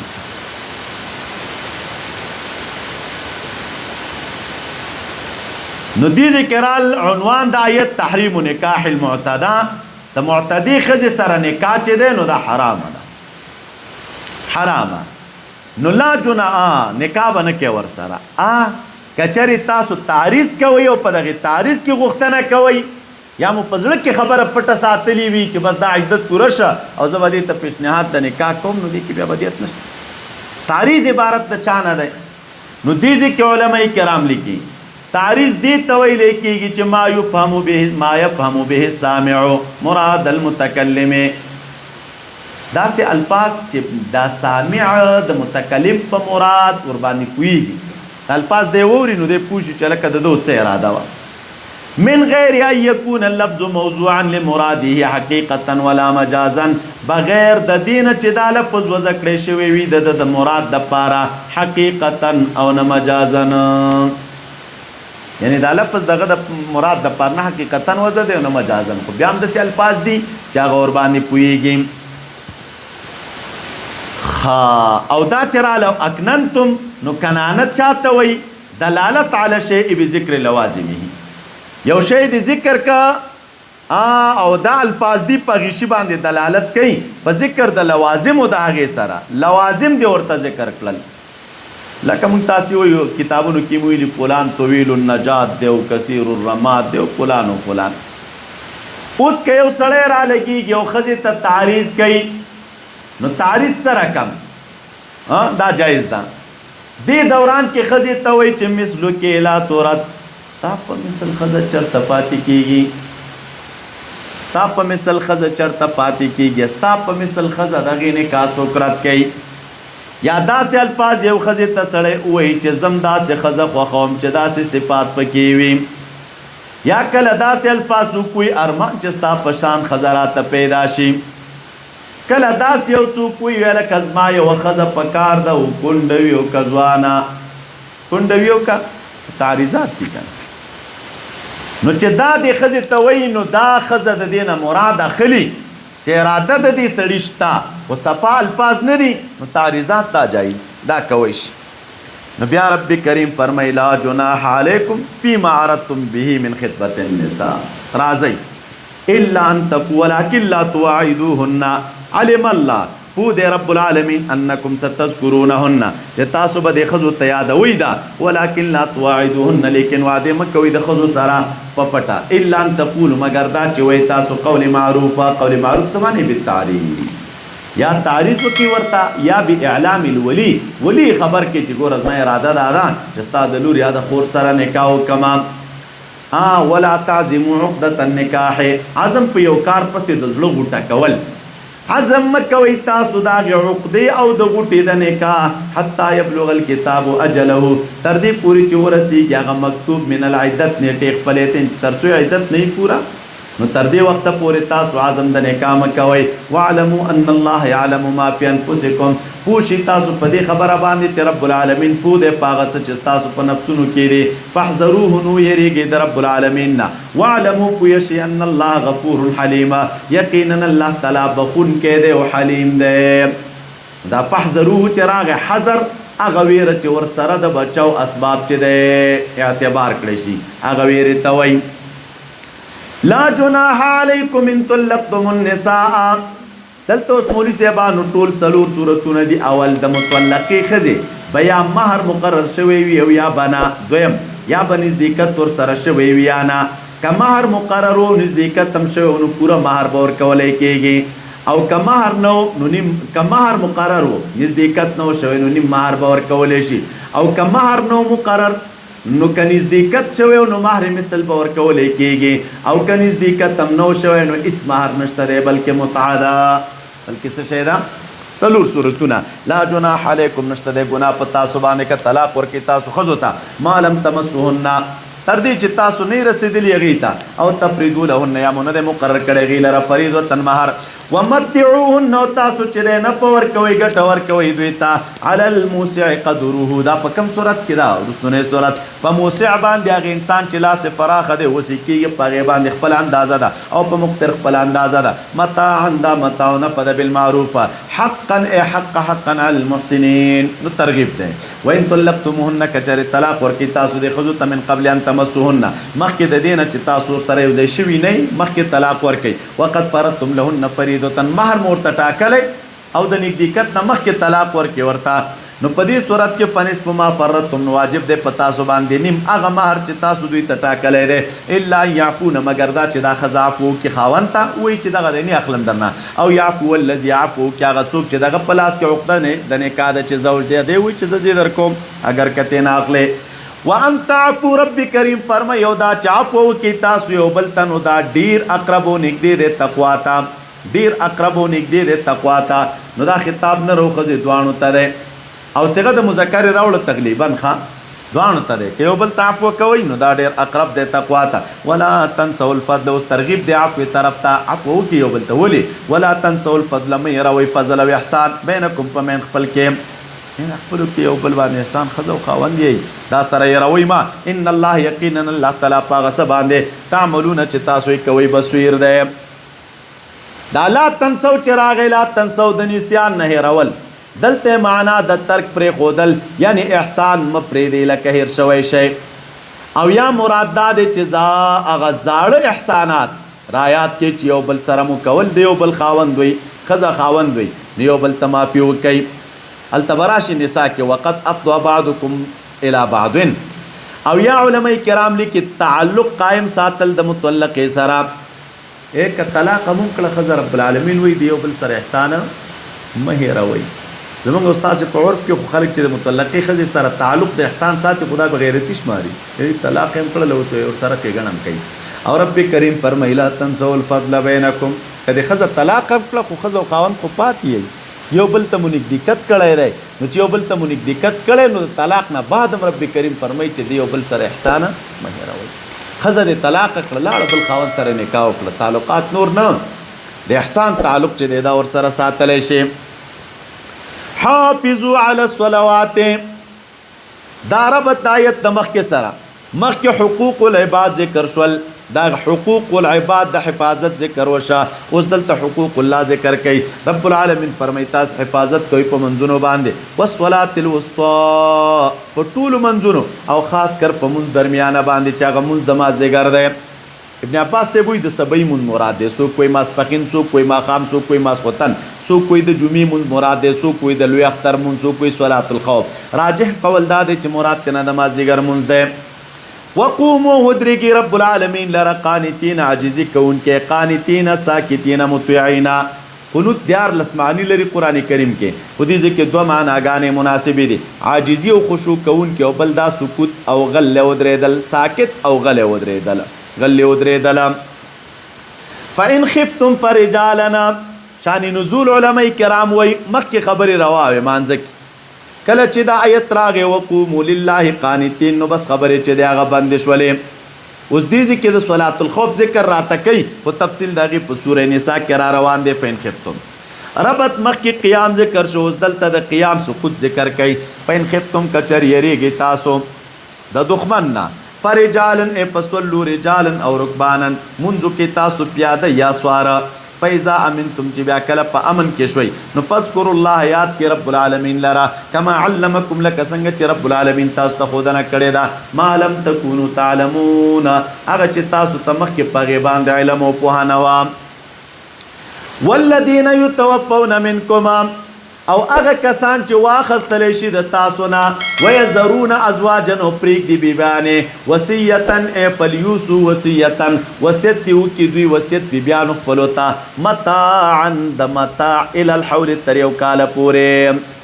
تر یو کال پورې، غیر اخراج، دا حال دی مولي صاحبانو د ازواج په حال کون د دوی کې چې نه به ویستلی شي دوی د کورونو نه، او که دوی خپله ووتلې فلا جناح علیکم، نشته ګناه په تاسو باندې، فیما فعلن فی انفسهن، د هغه په باره کې چې دوی کم څه کوي په خپلو ځانونو کې، فی انفسهن فی معاش انفسهن من معروفه، والله الله تعالی عزیز ذات دی او حکیم ذات دی. حکم مولي صاحبانو دوباره معاد چې مقصد پکې احسان دی د متوفا عنها زوجها سره. اوس چې دې ځکه خبره دا راله چې تر یو کاله پورې وصیت ورته وکړي او دا به د کوره نشي ویستلی، نو علما لیکي دا حکم منسوخ شوی دی، هغه په 4 میاشتو 10 ورځو باندې، هلته د 4 میاشتو 10 ورځو والا آیت چې راغی دا حکم د یو کال منسوخ. او دویم چې کله آیتونه د میراث راغله، نو مولي صاحبانو دا حکم چې دی منسوخ که د یو کال نه په قور کول، نو وجوب منسوخ دی علما لیکي، خو استحباب بیا هم باقي دی. وللمطلقات اتلسم حکم راته ذکر کوي، مطلقو ښځو لره الله تعالی فرمایي متاع فایده ده بالمعروف، په معروفې طریقې باندې، حقا علی المتقین، دا حق دی په متقیانو باندې، حق دی په متقیانو باندې. اتلسم حکم راته ذکر که وللمطلقات كذلك هم د قرنګ یبین الله، بیانوي رب العالمین تاسو لره آیتونه خپل، لعلکم تعقلون، دې دپاره چې تاسو د عقل خاوندان شئ،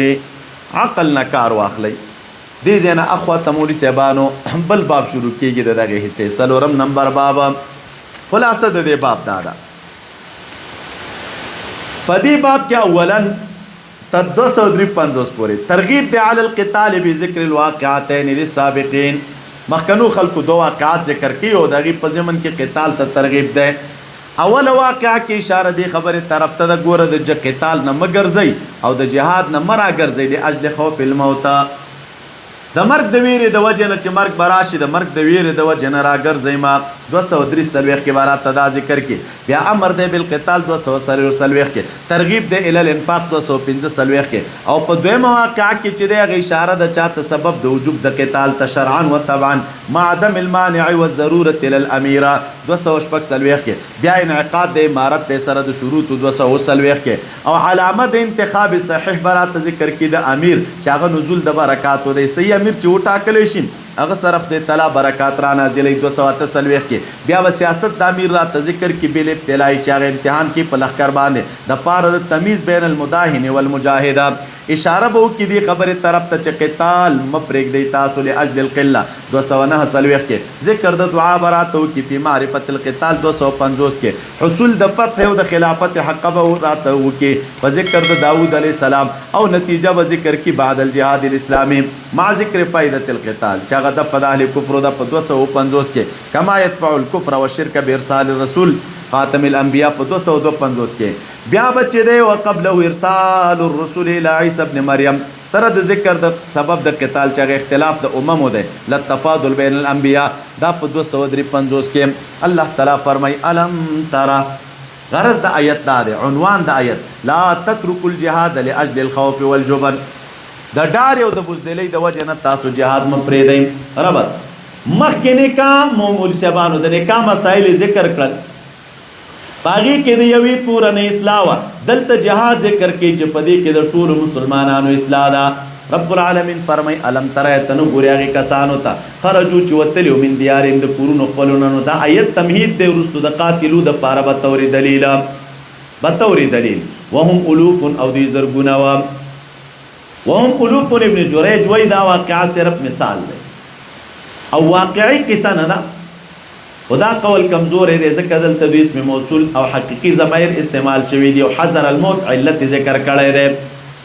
نو اولوب سو کوئی 3000 او سو کوئی 4000 او سو کوئی 10000 وا صد پاس 10000 او سو کوئی 80000 وا څنګه د جمع کثرت راوړي د لسونه پر اطلاق کیږي حذر الموت د وجه د ویر د مرګ نه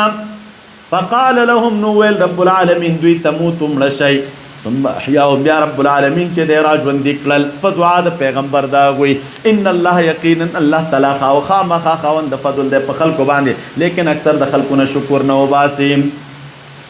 وقاتلون ربط د مرګ نه ګور خلاصې نشته د مرګ د وجه نه قتال مپری دی رب کریم فرمای قتال کوي د الله تعالی په لار کې واعلموا پوها شي ان الله یقینا الله تعالی سميع اوریدون کې دی علیم دی نو بدله بدر کې درتا اوس رب کریم فرمای من ذا الذی سوق دی هغه کس یقرض الله چې قرض ورکړي الله تعالی ته نو دی کې ترغیب دی لنفاق قرضا حسنا قرض حسن فيضاعفه له اضعافا كثيره نو رب العالمین بسو چند ورکړي د تبدله دغه قرض د بسو چند ډیرو سره ته قرض ورکړه رب العالمین ته سو چند به در تبدله درکې الک قرض چاته وای قرض علماء کرام لیکي اسم لكل ما يعطيه الانسان دا نوم د دارغه څه د پاره چې انساني ورکی دی د پاره چې د غیر لیجازي عليه نو فسم الله تعالی چې د مسما عمل د مؤمنانو قرض ترغیبا على رجاء ما وعدهم من الثواب او خپل د ماده د قرض د دلالت په قطع باندې کوي قطع نو قرضا حسنا چراغله نو قرض حسن چاته ویل کیږي او دا هغه قرض هغه مال چې حلال وي دویم دا چې اکرم مال وي ردینا دریم دا چې د ایت تصدق چې دا صدقه کې لکه څنګه چې د صدقه کې په داسې حالت کې چې د ورته محتاج وي نو قرض حسن ورکی دا قرض حسن دی والله يقبض والله تعالی تنګوي او پراخ یو د غزات لره رجودا علم ترى تنګوري او جماعت د بنی اسرائیل تورست د موسی علی السلام نا من بعد موسی من بعد موت موسی کله چې ویل قالو کله چې ویل دوی لنبی لهم پیغمبر ته چې دوی لروا یو قول د اسماعیل علی السلام دویم قول د یوشع ابن نون دریم قول د انه نبینا پیغمبرونو د دوی هغه تی ویلې ابعث لنا ملکا مقرر کوم لره باچانو قاتلوا فی سبیل الله چې دغه په قیادت کې موږ جګړو کو د رب العالمین په لار کې قال د مبارک ورتویل هل عسیتم قریبا ده قد عسیتم ان كتب عليكم القتال کچری پتا سو قتال فرض کړی شنو جګړه بونه کوي. قالو دی په جواب کې ویل څه چل دی مونږ لره الله نو قاتل چې قتال بنه کو د الله تعالی په لار کې او سره د دینه چې باعث ته قتال مشته دی هغه دار وقت اخرجنا من دیارنا وابنائنا یقینا دا وستل شو یو مونږ د کورونو خپلونه او ابنائنا د بچو خپلونه کورونو نم خلق استلیو بچو نو استلیو. رب کریم فرمای فلما کتبا هر کله چې فرض کړی شو په دوی باندې قتال تولوا ګرځیدل دوی الا قليلا منهم مگر لږ د دوی نه والله علیم بالظالمین والله تعالی علیم دی په ظالمانو باندې. غوښتنه کوله چې کله فرضیت راغی نو بیا په منډه باندې رب کریم فرمای وقال لهم نبیهما ویل دوی ته پیغمبر د دوی ان الله یقینا قد بعث لكم طالوت مقرر کړی دی تاسو د پاره طالوت ملکان بادشاہ. قالوا ويل بي ان يكون كيف يكون له الملك سرنګ بوي اغلار په مونږ باندې بادشاہي ونحن احق بالملك او مونږ چې ډېر حقدار یو بالملك په بادشاہي باندې ونحن احق بالملك منه ددنا ولم يؤتوا ند ورکړې شوی د تساعتا فراخي من المال د مالنا د مال فراخي نه لري او بیام چې د په مونږ کې غریب دی او دا زمونږ مشر چې د مقرریږي. جواب در رب العالمین دلوری راغ قالوا اویل دوی ان یکون له الملك علينا ونحن احق بالملك ومن په بچی باندې حقدار یو منه ولم یتن دی ور کې شوی د تفراخی په مال کې. قال مبارک فرمایل ان الله اصطفاه یقینا رب العالمین غره کړی دی دلاره علیکم پتا سو باندې وزاده او سیوا کړی دی دلاره بستتن فراخی په علم او په جسم کې. الله تعالی یوتی ملک ورکی با چې خپل من یشاو چاله رجو غواړي او الله تعالی فراخ دی فضل دغه عالم دی. نو دعا علم مرتور کړي سبب موجود دی او خسته ځواني مرتور کړي دا. وقال لهم نبيهم او پیغمبر د دوی ته ویل یقینا بادشاہ علامه د بادشاہی د دادا اي اتيكم التابوت چې تاسو ته تابوت راشي فيه سکینه په دغه تابوت کې بس سکینه او آرام وي د رب العالمین د لوري وبقيه نو بقيه بوي مما د اغنه ترکه چې پرېخه د آل موسی او آل هارون علیه السلام او موسی علیه السلام د هارون علیه السلام او د موسی علیه السلام بقيه پکې دا په دې تابوت کې امسا پکې و د موسی علیه السلام او د هارون علیه السلام دغه جامې پکې و تحمله الملائکه دا تابوت او صندوق براخست وی او را روان کړي بوي ملائکو ان فی ذلک لآیه په دې کې خامخانه خېدی تاسو لرا ان کنتم مؤمنین کچره تاسو ایمان لرونکي ای. دا چې تابوت په دې کې د پیغمبر لباس او دغه پکې امسا نو دا دلیل د تبرک دی. نو سبا تاسو ته د برکت مسلم ذکر کوم او داوم ذکر کوم درته چې تبرک په باب زمونږ او تاسو دا وس شهدا. رب کریم فرمای فلما فصل طالوت بالجنود هر کله چې طالوت جدا شو بالجنود نو ویل قال ان دلخر سره نو ویل یقینا الله تعالی امتحان کې پتا سو باندې بنهرن په یو نهر موږ په یو نهر تیریږو د دښمن مقابله تروانو نو فمن شرب منه چا چې سکلو کده دغه نهر نو د اسمان نه دی نو ګوره د امیر کار دا وی په خپل رعیت امتحان کې کنو په کارم دا د امتحان چې ته خو بدر معلوم شي منون کې نه منون کې را معلوم شي. نو فمن شرب منه چا چې دغه نهر نسکل وکړل نو فلیس مني د اسمان نه دی ومن لم يطعمه چا چې تنسکل او نکړل نو فینه مني د اسمان دی الا من اقترف مگر دا چې سوق لګ یو چونګ را واخلي غرفتن بيديه لو یو چونګ په خپل لاس را واخلي ناغه بیل دا فشربوا منه نو طعم تاسو مخکې ما ویل ګوره خوراک سکاک دوانو ته استعمالي دلته سکاک ته استعمال دی فشربوا نسکل وکړل دوی منه دغه چانه د دې اوبونه ټولو الا قليلا منهم مگر لږو کسانو ونسکل. فلما جاوزه هو والذين امنوا معه کله چې دیم تیر شو هغه کسان چې مؤمنانو د سره غیم لاړل قالوا اول ولا طاقت لنا نشته د طاقت مونږ لرا لیو منن بل بجالوت او جنوده جالوت او دغه د لخر سره قال الذين يظنون ولغه کسانو چې ګمان کو چې انهم ملاق الله چې دوی د الله تعالی سره مخ کېدون کړي کم من فئه قليله ډیر وخت یو لږ جماعت دا غالب کیږي فئه کثیره په جماعت لوی باندې وړو کې جماعت په لوی جماعت غالب کېږي باذن الله والله مع الصابرین او د الله تعالی معیت صابرین سره ده. الله تعالی مع الصابرین دی نو معیت نه دي چې معیت خاصه مراده. بیا رب کریم فرمای ولما برزوا لجالوت کله چې دوی ښکار شو جالوت لره او جنوده قالوا اول دوی ربنا ای رب زمن افرغ علینا صبرنا راو په صبر وثبت اقدامنا نو دښمن سره مخامخ کیږي نو عند لقاء العدو دعا پکار ده او د نصرت او د مدد غوښتلو وثبت اقدامنا او مضبوط کې قدمونه زمونږه وانصرنا او مدد وکړه زمونږ علی القوم الکافرین په مقابل د قوم کافر کې فهزموهم نو دوی شکست ورکړه هغه ته باذن الله وقتل داود علیه السلام قتل ک جالوت لرا واتاه الله الملك ورک رب العالمین د تبا چې حکمت وعلمه مما یشاء او خودنه وکړه لدته مما یشاء د هغه نه چې د رب العالمین خو ولولا دفع الله الناس بعضهم ببعض وسوي کچری رب العالمین زین انسانان په زین نور باندې نه دفع کوله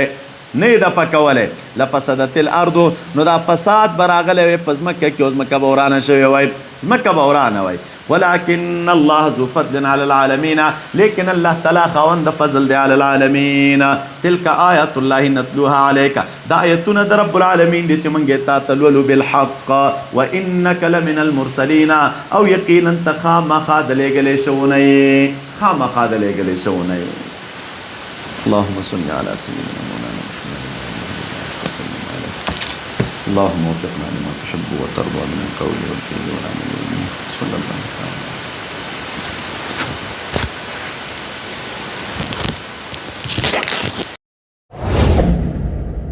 د داسې نورو ښکلو ویډیوګانو لپاره زموږ د الجامع دارالاحناف کابل یوټیوب چینل سبسکرایب کړئ.